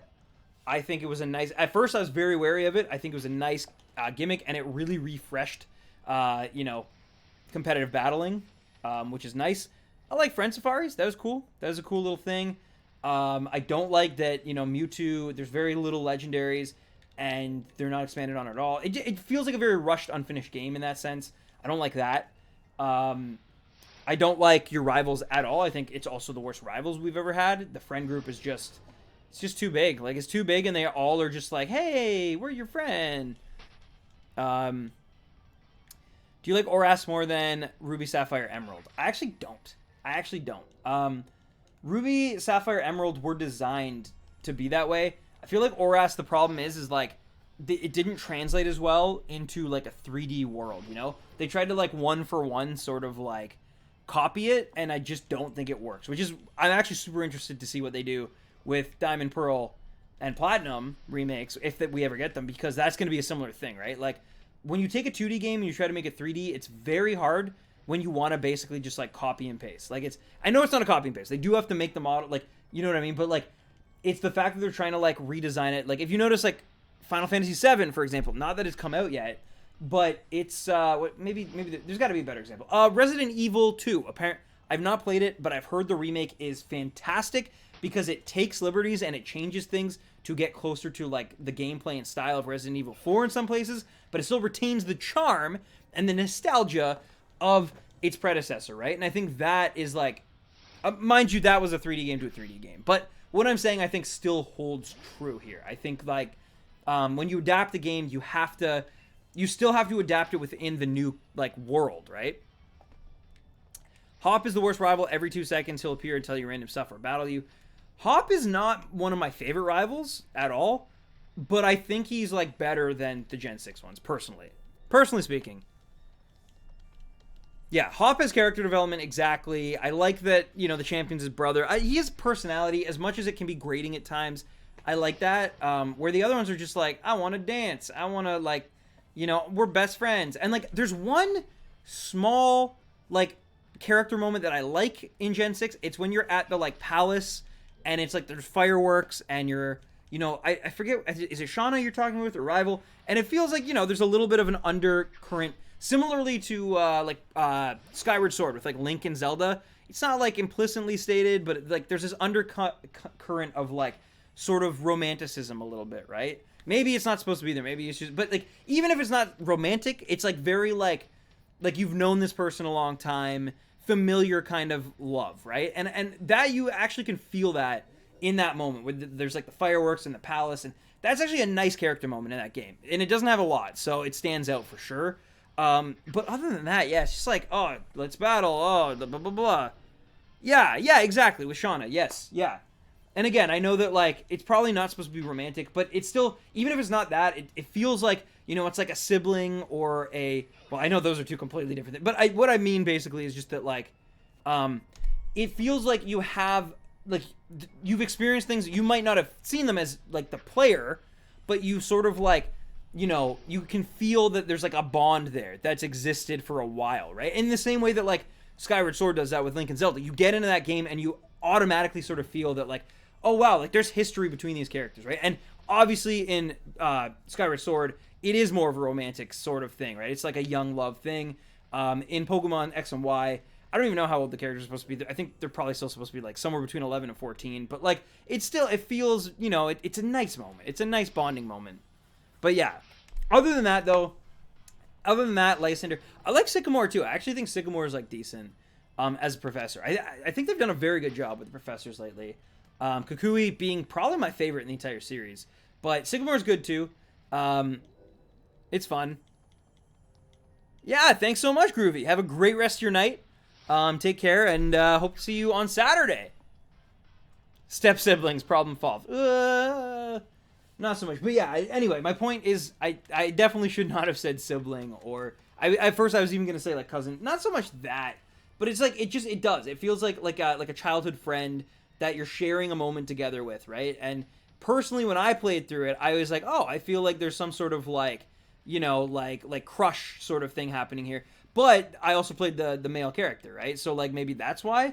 I don't know. But it seemed like Shauna or whatever had like, you know, a little crush on your character. But regardless, even if it's just like, you know, friends and stuff, it's still very good storytelling. It's a good piece of storytelling in a honestly very lengthy section too, because that's like that spot between I think like the first and the second gym where it just goes on forever. You gotta like do the thing with the Snorlax, go through a cave, like there's just so much to do before you get to Rourke, I think, right? No, not Rourke. There's too many. Is it Graham? Grant, right? Is the name? Jeremiah Cotton, thank you for the sub. Welcome to the Stampede, Jeremiah, and yeah, thank you for smashing that sub button. What's the next shiny after Imp? We're gonna be doing Snom this Saturday for the holiday stream. But yeah, it is nice. It is nice. But yeah, so that's some of the good in X and Y, and a little bit of the bad. I talked about some of the bad as well. But yeah, mostly though, like the bad is just like, it mostly stems from it just feels rushed, right? Like I think like when it comes to Team Flare, when it comes to Mewtwo in the cave, when there's like, you know, not a lot to do post game, I think that all stems from like, it just feels rushed. Like, oh, we don't have enough legendaries. People are gonna be like, there's no post game. Oh, let's just put one of the random birds like in the game, like just because. You know? Oh, and also, they have to encounter them a bunch of times before they can actually encounter them. And, like, and then, I'm not gonna lie, when I first played Gen 6 and that happened, I was like, oh, they must be doing a thing where, like, if you trade and get all 3 legendary birds, then you, like, maybe you can unlock Lugia, because he's, like, the guardian, because I think there's something in there that sort of alludes to that, maybe. Maybe it's even, like, where you have to battle them. In the end, it's been a while since I played through. Like, I literally haven't played through a Gen 6 game since right before Sun and Moon came out, if you guys remember. So, whoever among you was around those days. But anyway, I'm also going to hit 1950, and then I'm just going to quickly run to the bathroom. Very fast.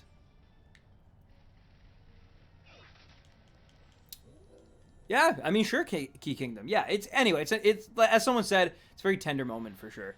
That was Xanth. But yeah, I remember playing X and Y, and after the first gym being like, my Pokemon are level 30, when is the next gym? Yeah, it's a huge, like, distance between the two, right?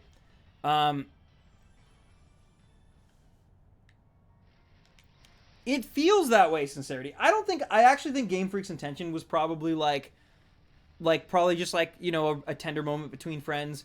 But, I mean, who knows? My opinion on X and Y is simply forgettable. I did enjoy it, though. I have 1,300 points on the... Oh, my goodness. Nice. And all right, I guess I'm actually going to. Oh, did I not count the last one? I guess I'm going to 1951, actually, because I just remembered that these come in twos, and I'm on an odd number because I messed that up. But yeah, let's go for this one. 19. This is 1951, and then I'm just gonna run to the bathroom very quickly, unless this shines, and then okay, it did not. It did not. All right, ladies and gentlemen, when I come back from the bathroom, we have just over 50 left to go tonight. We gotta believe. We gotta believe it can happen. Otherwise, it can't. So I choose to believe that we can get this Impidimp in the next 50 or so encounters. I'll be right back. I hope you believe too. See you very, very soon. Very soon.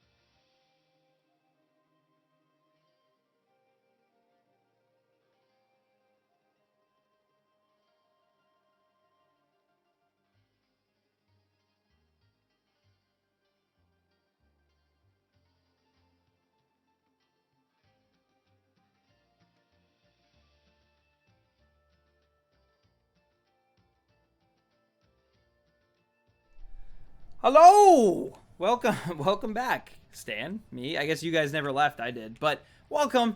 I am back. We are continuing here. We got like just over 50 more encounters here. We're going for it. I hope we get a Key Kingdom. I really, really do. But yeah, I hope we get it. But that's obvious. But yeah. Are you guys excited for the holidays? Because I am excited to eat badly. I mean, I'll be honest. I've been eating pretty badly for like a few months now. But I'm excited to eat even worse than that. Like just cookies every day. I'm excited to actually see my family, to see my brother. I'm excited to just be home, be around. Like it's gonna be, I mean, second home sort of. This is my home. I live here, but like just like be home and see all my friends and stuff. Right. A-O, yes. Yeah.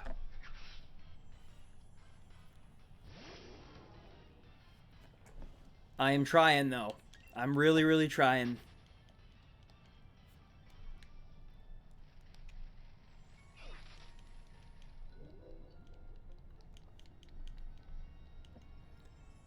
No worries, Arctrum. No worries.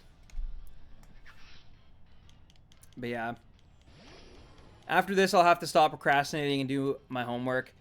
You got to do it. I mean, you can't have that many more days left, right? I'm sure probably what, Friday's your last day? I would think that's how it would work. If they make you go in Monday, then that's kind of brutal. I assume they'll probably do it like you get, basically from Friday. So your last day is this Friday, and then you get like from the Saturday to, 2 Sundays later, right? I would assume. That's my guess.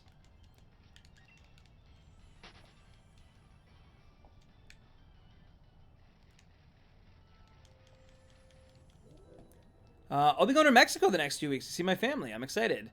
But I hit the enter key too early is what I did. No, that should be fun, though. That should be really fun. I am not... It's funny, because, like, the older I get... Like, I'm from a pretty small town. And the older I get, the more I realize, like, it's actually very common for people to travel during the holidays to see, extended family. Or even, if it's someone who's, like, around my age, like, go and visit family from sometimes another country. Like, it does happen.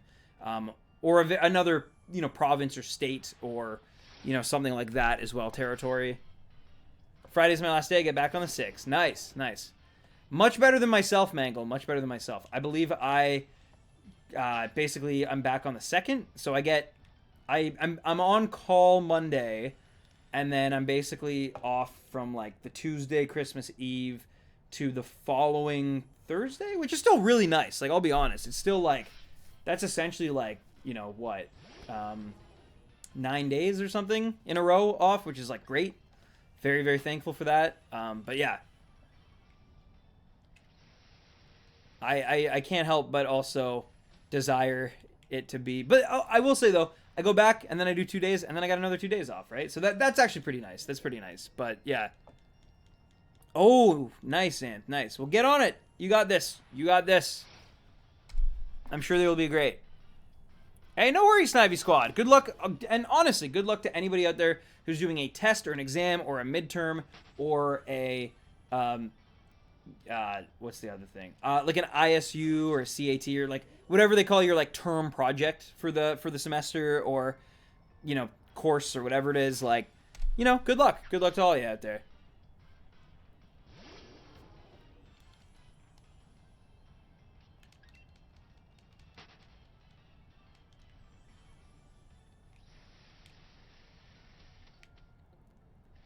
Hey, did you make the shiny Impidimp artwork yourself? I did not. I literally took the like default Impidimp like image that exists, and then I just like colored it in Photoshop to be the shiny. I hope it's okay. It's actually very, very hard to do, like turn a sort of like color into like white in Photoshop, at least the way I do it. So it turned out pretty good, I think, but it could have been better, of course. But yeah. Finals, yeah, finals as well. 16 days of shiny hunting. Nice, nice. 3 done, 6 to go. You got this. You got this. I believe in you. That's awesome, though. I wish I was talented enough to do commissions, though. I guess technically I could probably do, like, editing commissions for people. So I guess I do have, like, a talent in that sense. I could probably make, like, intros or, like, just edit videos straight up for people and make them, like, commissions, I guess. But yeah, I wish I was, like, talented art-wise, I guess. Like, more traditional art. I only have 2 years of school. It's true, Sonic. You're very close. You don't even realize how fast those 2 years are going to fly by. Very fast is the answer.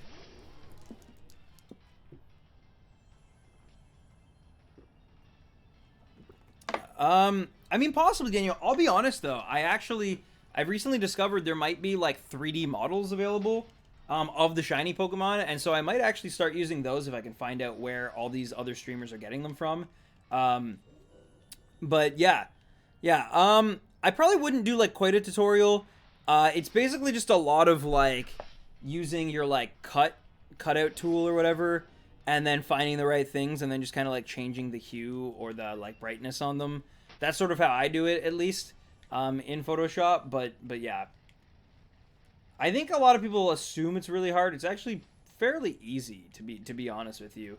It's just a matter of just being patient enough to, like, make sure it all kind of looks good in the end, right? Like I think some people will like often rush it, and even like in my case for the Impidimp, I did rush it a little bit. If you actually look at like sort of the lines between the black outlines and like anyway, yeah.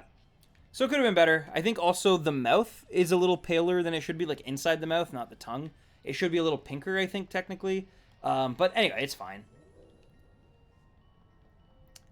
Cerebi is updated with the shiny models. Oh, nice. Yes, but even I think where Cerebi's gotten them from is from another site who like has made them like widely available to download as like GIFs. I'm not sure of, but I think that's it. Because I've noticed like yeah, a lot of other shiny hunters have all of a sudden like updated their target artwork to like the GIFs like in motion, which is what I've done in the past. But we didn't have access to Gen 8 stuff quite yet. Stick with the official 2D art that makes you stand apart from other streamers. Oh, I appreciate that. But honestly, the problem is, Daniel, is like, because Game Freak is still not released all the official art for Pokemon, certain things are actually hard to get even just inherently. Like sometimes I will have to, like, for example, Applin, I had to actually cut that out from my own screen capture, which isn't obviously going to be as nice as, like, official art. So not all of them will end up being 2D. So, like, Impidimp, I could find something. I managed to find like Scorbunny and Grooky and things like that to change. But when it came to things like Applin, Toxel, I actually had to like get my own, and that's trickier because it's not actually flat, right? It's like 3D model, and to kind of warp the colors of like a 3D image is a lot harder. So we'll see. Hey, what's up, Melissa? Hey, you won again. Nice. Congratulations on the big W, and it's going okay. We're getting closer to the end tonight. Being at 1970, we're going to about 2005, I think, tonight is kind of the idea. Good year, 2005. I think Star Wars Episode 3 came out that year. That's what I remember about 2005 mostly. But so we're going to 2005, I think, encounters. So, we got, 30, I guess, or what am I saying? 35? Can I do math? Hello? But yeah. It'd be cool if you use really bad clip art of the Pokemon. It'd be very funny. Yeah, like, or even better yet, like, I doodle it. Like, I try to draw it from memory, and then like do it, and then put that up. Maybe that could actually be really, really funny for like an April Fool's prank or something. The year of my birth. Wow. Though it's funny because like I say that, and then I'm like, wow, like that's like so like that's not even that long ago, but like. You're probably in high school. Like, it's 2019. It's about to be 2020.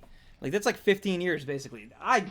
Stuff like that makes me feel old. There's a lot of stuff where I'm like, oh, I'm still pretty young, like, overall. But, like, when I hear stuff like that, when it's like, oh, yeah, like, people who were born in 2005 are now, like, in high school.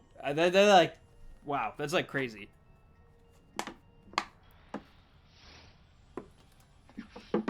Please do it. Maybe, Adrian, maybe. We'll see. Hopefully it comes before then. Yeah, I know. Because I'm doing the holiday stream on Saturday. And that has the potential to just, like, be crazy if, like, I might end up having to continue this hunt into the new year if we don't get it tonight. Which, I'm not going to lie, like, it's looking more and more brutal with every encounter here. But who knows? Freshman. I mean, still, though. Like, that's still crazy, though. That, like...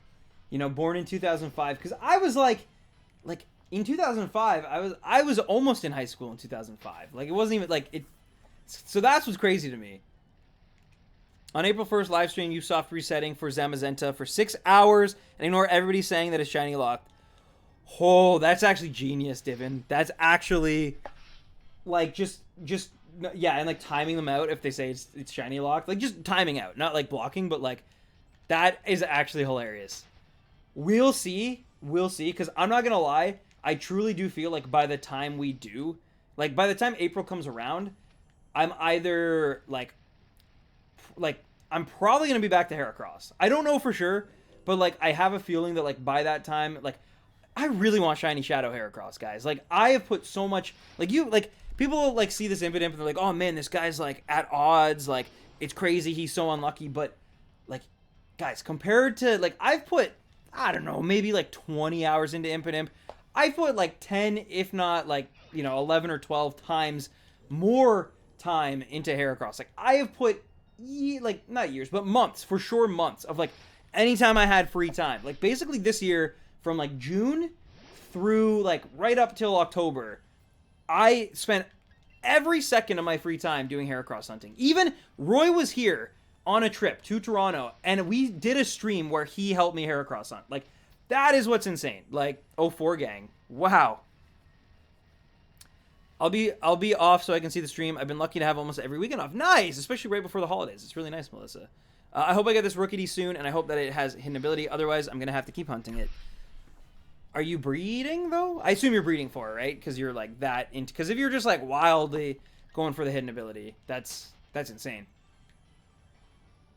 Hey Stan, are you going to visit your girl's family too this Christmas? At some point, yeah, I will for sure. Got to do it. Although I've technically already done her like more wide family Christmas. If you guys remember, that was the reason why I think like 2 Saturdays ago I couldn't shiny hunt because I was back home. Well, not even back home, like where her like extended family lives. I was, you know, at their holiday thing. It was like an ugly Christmas sweater thing. So yeah. Right, Mangle. That's yeah. Sorry, my bad. I'll be rocking them beats. But it's crazy, guys. We're mere weeks away from being in an entirely different decade. Like the 2020s, you know? It's crazy. It's coming so soon. I'm still stuck on Pokemon Gold with Ho. I'm already at 9,000. That is brutal. Don't get me wrong, Josh.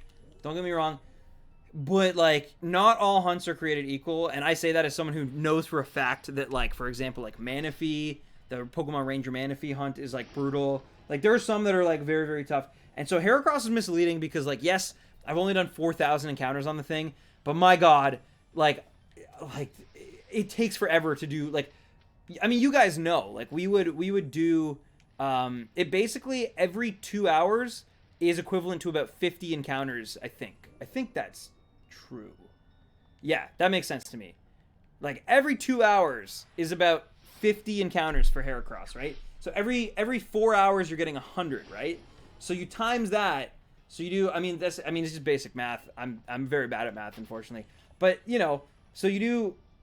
It's 4 hours every 100. You multiply that by, you know, each 100, and I'm at 4,000. So every 1,000 is basically like 40 hours, right? So 40 times 4. But then when you also take into account that the first 3 months, the first 300 or so encounters I did, some of them were taking upwards of 10 minutes, and it's like, it all adds up. It adds up very, very quickly, you know? Yeah, it takes a really, really long time.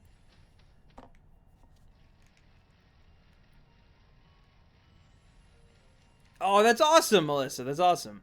Yeah, our work hasn't done. I mean, they do stuff like that. They do like ugly. They do like a competition, and we had like a really fun work party actually last week. Last Thursday we did it. Unfortunately, I can't stream tomorrow Thursday because I'm seeing Star Wars. So that is in case you were like, oh, why aren't you streaming Thursdays? That's why. But anyway, I also definitely double counted that, or did I not count the one before? I'm gonna say I double counted. Yeah. My friend had to do 1,100 eggs for Yamask, so I guess I can't complain. Exactly. Someone always has it worse, right? Like, so I was shiny hunting Heracross complaining about that, but there's someone in the community, the Coliseum community, who's been shiny hunting a Noctowl and they've got to like 20,000 encounters, which is, I mean, 1 in 8,000 odds is really, really bad to begin with. 1 in 20,000, like to go that above odds, especially on such a hard game to shiny hunt is like actually brutal. Like, oh, nice gamer, nice. Congratulations on your roly-coly. But yeah, Heracross, like, I don't think I've ever cried when I've gotten a shiny. Like, I've had some over-the-top reactions for sure, some really crazy stuff. Usually the ones that are like a first, right? So like obviously Toxel was like a big one. First Gen 8, like Cyndaquil was my first like starter. And also like that was a stream that is tied emotionally to some other stuff. But just like yeah, like I think Heracross would be the first one where like I would probably cry, like straight up. I've given so much time and it's been such a pain. The only way I wouldn't is if like imagine if I go back into it, like let's say like in February or something, I get back into Heracross hunting pretty like, you know, like with a lot of enthusiasm. imagine I get it like the first or second stream of the Heracross like hunt, because in that scenario, like then I probably don't cry because like I've been away from it for a while. But if it goes multiple months again, like it has other times, and like it's anyway, it's crazy. Oh, nice, chocolate. That is definitely like you earned that because like 1208 eggs for a shiny Mimikyu, like that's a lot of eggs, but it sounds like you earned it, and I think like I've been saying earlier, like I think that will just make it more impactful to you like as you go on. Huge congrats.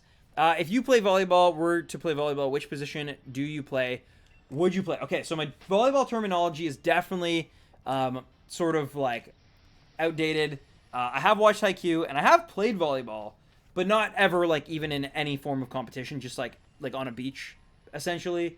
During like Canada Day, there was like a thing, like it was a tradition we used to do. Me and my friends would like play beach volleyball essentially.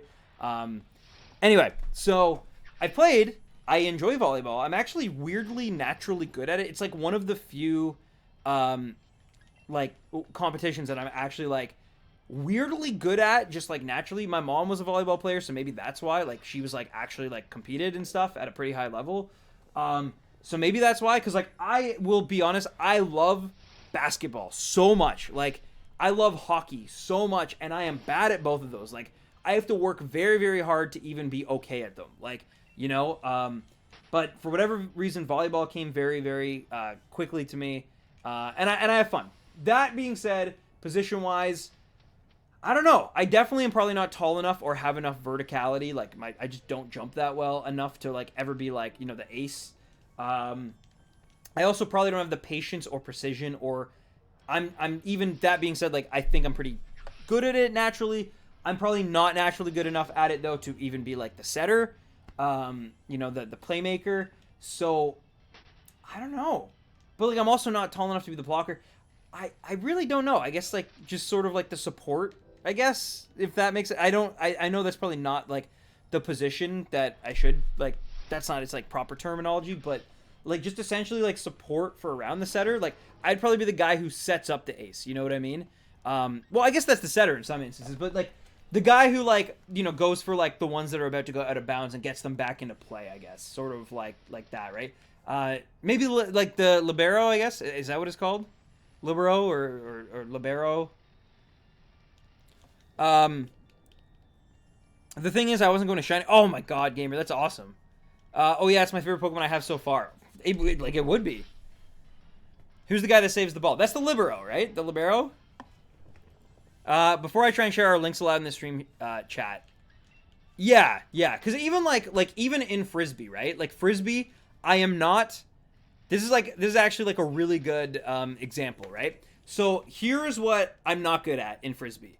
I'm not exactly. I do have games where I can be, but I'm not really like the guy to like make the diving play in the end zone and like get the game-winning catch. Like I can be a bit of a butterfinger sometimes, admittedly. I'm also not the handler, which is sort of like the setter of frisbee, right? Like it's frisbee just being the sport that I probably at this point have the most like competitive games under my belt in. And so like I'm not that, but I do play mid usually, which is kind of like an in-between and something I am actually really good at, and I will toot my own horn about this. I'm actually very, very good as a mark. I'm not great at like full-on like sprinting defense where I have to like play man and chase somebody into my end zone. Sometimes I'm not aggressive enough, but yeah, I'm definitely like I'm good at marking somebody in frisbee. I'm good at like getting in someone's face and kind of annoying them, and I'm good at like I'm also weirdly actually pretty good at like getting those second chance like catches. Like I have had a few instances even this season, which I haven't played a lot of games in like our winter league, where like it'll bounce off somebody and I will like pick it up like as it hits one of the players in midair. Like I did it multiple times during summer. I've done it once or twice this year already, despite only playing maybe like 4 games I think so far out of like 9 or something. So I mean, yeah, like those are some little things that I'm actually pretty good at. So yeah, I guess libero, I guess. Whereas for example, Neon, who's in the chat right now, he plays. I mean, he's the guy who got me into frisbee, like legitimately. He is actually really, really good as a handler. Like, he has a lot of options and is like naturally very gifted at that. He's also really good deep. Like, he's just but then I mean, he's kind of like all purpose. Like, but I think overall he's kind of been that Kageyama of our frisbee team for a very long time. I think this year it's finally changing a little bit, but in summer at least, like, he's always been kind of our like playmaker, our like you know, composer, as it were, right? He puts us all in our positions and makes us look good, right? But yeah. Anyway, we're in 1999. I just realized we're gonna party like it's 1999, but it's actually 2000 now. We hit that number, and look at that. Because the zeros and twos are so like just wide as like characters, as numbers, they're actually covering up the I in Impidimp. There's no I in Impidimp, but there is in Shiny. So there actually are multiple I's in Impidimp. 3, in fact. It'd be a good Wheel of Fortune word. But yeah. Anyway, we are getting closer, unfortunately. I really want to get this thing, but like I've had a very long week and a very long night, and I did say I was going to go to 2005. I'll go to, you know what? I'll go to 2011. Can I do that? Yeah. I'll go to 2011, but like I'm not gonna go further than that tonight. So I'll do 10 more, ladies and gentlemen, because you've been so great. And yeah, we're gonna win this Sunday, Neon. We're gonna win. All right. Impidimp. You know, it's the classic Impidimp. But yeah, guys, that's what we really need. I need chat right now. I need chat to... It's funny. You think we need energy for the Spirit Bomb for Shiny Impidimp. You know what? I can get Shiny Impidimp at another time. What I really need you guys to do, I need you to, like, put those, like, you know, hand-raised emojis. Like, we need all of your energy for our Frisbee team this Sunday to win our game. Because they're having a rough time. They're having a rough time. Even the game that I showed up to, and Neon actually showed up to, last Sunday, because I didn't play this Sunday, but last Sunday, we lost by 1 point. 1 point, you know? So we need your belief, we need your faith, we need all your energy for our Sunday game, because I guess you'll see me Saturday, so I can ask for that energy then as well. But yeah, 2019 though, yeah, Toby, we will eventually get there, but yeah, I need some beautiful emojis to wish the team luck. We're gonna try out a new defensive strategy that we probably should have implemented, like, you know, a few seasons ago, but people are, you know, finicky about it. I don't know why. It would literally just help us and actually make the game so much more fun. But, you know, to each their own, I guess. But yeah, thank you guys for your energy. Thank you, Rat. Thank you, Xanthi. Thank you, Kelton. All the prayer, all the love for the Frisbee team. Yeah, you guys are awesome. Thank you, Sonic, for the love, the Frisbee love. Thank you, Toby. Thank you. Yeah, we definitely need that frisbee hype. We need that Frisbee hype. I want a W. I want a W on Sunday. Like, I am going in. I'm gonna play my heart out, my little heart out, and yeah, I want it bad. It's gonna feel so good though, cause like thank you, Nick Meister, as well. Thank you, Xanth. Yeah, like, it's gonna feel so good though, because like I was saying, like, once Sunday, when I wake up Sunday morning, I'm essentially, other than like a few possible like emergencies at work that I might have to go in for, like, I'm basically like free. I'm on holidays starting, you know, on Sunday morning. And so like I get to just like give all the stress and all the like tension of like this work week, and even kind of a little bit last work week, and like just the holidays in general, and just all kind of like put it into the, like, not aggression. I'm not gonna like fight people, but like, you know, put it all into like just the energy of the Frisbee game. Kind of like, you know how you work out sometimes, or like go for a run or whatever, to like just exert that anxiety, get rid of it all. Like, that's what Frisbee's gonna be. Oh, nice, Neon. Well, I can try to help you a little bit. I can definitely trade you a little bit. But you got online, right? Didn't you finally? I think that's right. Question about the Discord: how big friendly is it? Well, it is big, but it's definitely not like crazy like there's a lot more people in it who are inactive than active, for sure, to put it lightly. Currently hunting Mewtwo in Fire Red and Mew in Emerald. Nice. Oh, that's dope. That's dope, Rat. I've always wanted to do a hunt like that, honestly. Anyway. Anyway. Oh, you still haven't caved. Okay. You should do an Airbud type thing. Frisbee and dogs are a no-brainer. Honestly, Zane, if it keeps going the way it's going, I think a dog would do better, would play better defense. Oh, that's mean. That's mean. Don't tell the Frisbee team I said that, Neon. But, yeah, it was bad. It was bad. The last game I played, offensively, we were actually, like, gelling pretty well, I think. We dropped some stuff we definitely shouldn't have dropped, but they had, like, one super aggressive guy who just, like, swatted everything down. It didn't matter. Like, you could be halfway across the field, and he would be able to pick it out and just be, like, run at you and just, like, he was giant. But other than that one guy, I think our offense was, like, actually pretty solid. And as the game went on, we learned to stop making passes where that guy was, like, waiting for them. Oh, geez. Great. But our defense was real bad. Like, real bad. Also, I'm going to go to 2019. I'll do it. Don't ever send that to the WhatsApp. I need to, like, stop the, like, replay-ness of a stream. But, yeah. Yeah, our defense will be better, hopefully, on Sunday. And then we will get the W. We're also playing, like, so we're the worst team, apparently. Again, this is as a guy who's only been to, like, half the games, if that. But apparently we're the worst team in the league right now. Despite having played together mostly at this point for, I think at least 2 years is fair to say.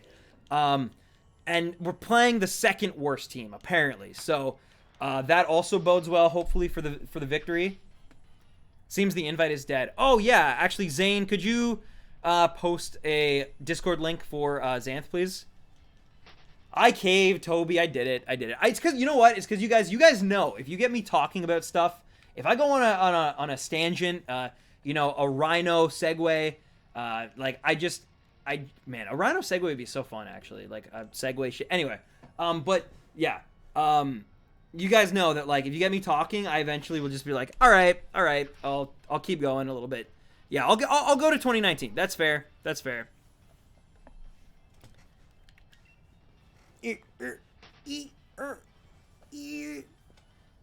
was grabbing my phone. I needed to see if Neon actually sent something to the WhatsApp. He did not, though. Not that, at least I didn't get an alert from it, so that's good. All right, ladies and gentlemen, we got two more cycles, 2 more trips through the Glenwood Triangle. Why do I keep saying It's Tangle. It's Tangle, Stan. You're like my history teacher. Yeah, honestly, I can see it. He likes to rant. It's true. All right. 4 more. Power of 4. Let's go. You've heard of the power of 1. And even that 1 is the loneliest number that you'll ever do. But the real hype is in the power of 4. All right. So this one was not it. So the power of 3 is really, you know, they say triangles are very sturdy. They're solid. So let's see. With 3 left, will this one finally be blue for us, or will I leave the stream blue? Well, now that you mention it, how about them video game awards? I didn't watch. I was at my work holiday party. I heard they're super disappointing. I was expecting Smash, I'll be honest. Nothing, which is really weird, honestly, because, like, it's been a full year. You'd think we'd have the full pack kind of released at this point, but apparently not, which is okay. Cool. But yeah. All right, here we go, guys. The final 2, the final countdown. Thank you, Nick, for the love and support. Let's go. All right, 1 more. We got 1 more tonight, ladies and gentlemen, to get through. The final one of the night. Of course, the fun doesn't have to stop here. If you're enjoying the stream, if you're hanging out, whether you're already on holidays or not, you can, of course, continue your enjoyment. I'm going to send you guys the link to my boy, Jason. Of course, he's getting a Grookie. I already have a Grookie, so you might have already seen one. I'm just saying. But go check out his stream. I'm going to do the raid. Also, wow, I really picked, like, the worst possible spot to just sit, eh? Like, I literally just, where's Stan? I feel good for anybody who just tuned in. But here we go. The final one of the night. Go raid the man, Jason. Wish him a happy birthday. It was his birthday on Monday. So go wish him a happy birthday. And, of course, the final Impidimp is an Impidump. You know? It just is what it is. Man, we are almost at full odds. Or, yeah, we're almost at full odds. It's 20-48.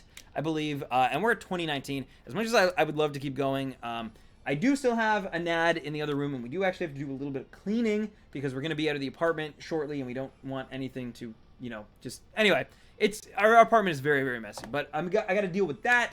I also got to, maybe do some stuff with the shirt design and whatnot. So that is all going to happen. I'm about to leave. Please go raid Jason. Tell him Stan sent you. Hashtag Stanpede. And I love you guys. Thank you so much. And of course, before I go, one last thing. First of all, holiday stream this Saturday, 10-hour stream. It's going to be lit. I can't believe I just used the word lit unironically, but it is. It's going to be really fun. I'm excited. Going to have that Snom merch. Gonna, be going for a different target than Impidimp for once in a while. So that'll be really, really exciting. We're gonna Masuda method again. So look forward to that, my friends. It's gonna be fun.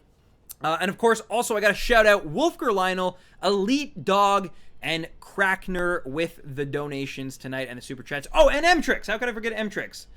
So yeah, M-Trix as well. Thank you so much. Take care of yourselves. I'll see you soon. And as I always say, happy hunting, baby rhinos, and peace out. And wish us luck on Sunday. We're gonna need it. Later, guys. Love ya. Bye.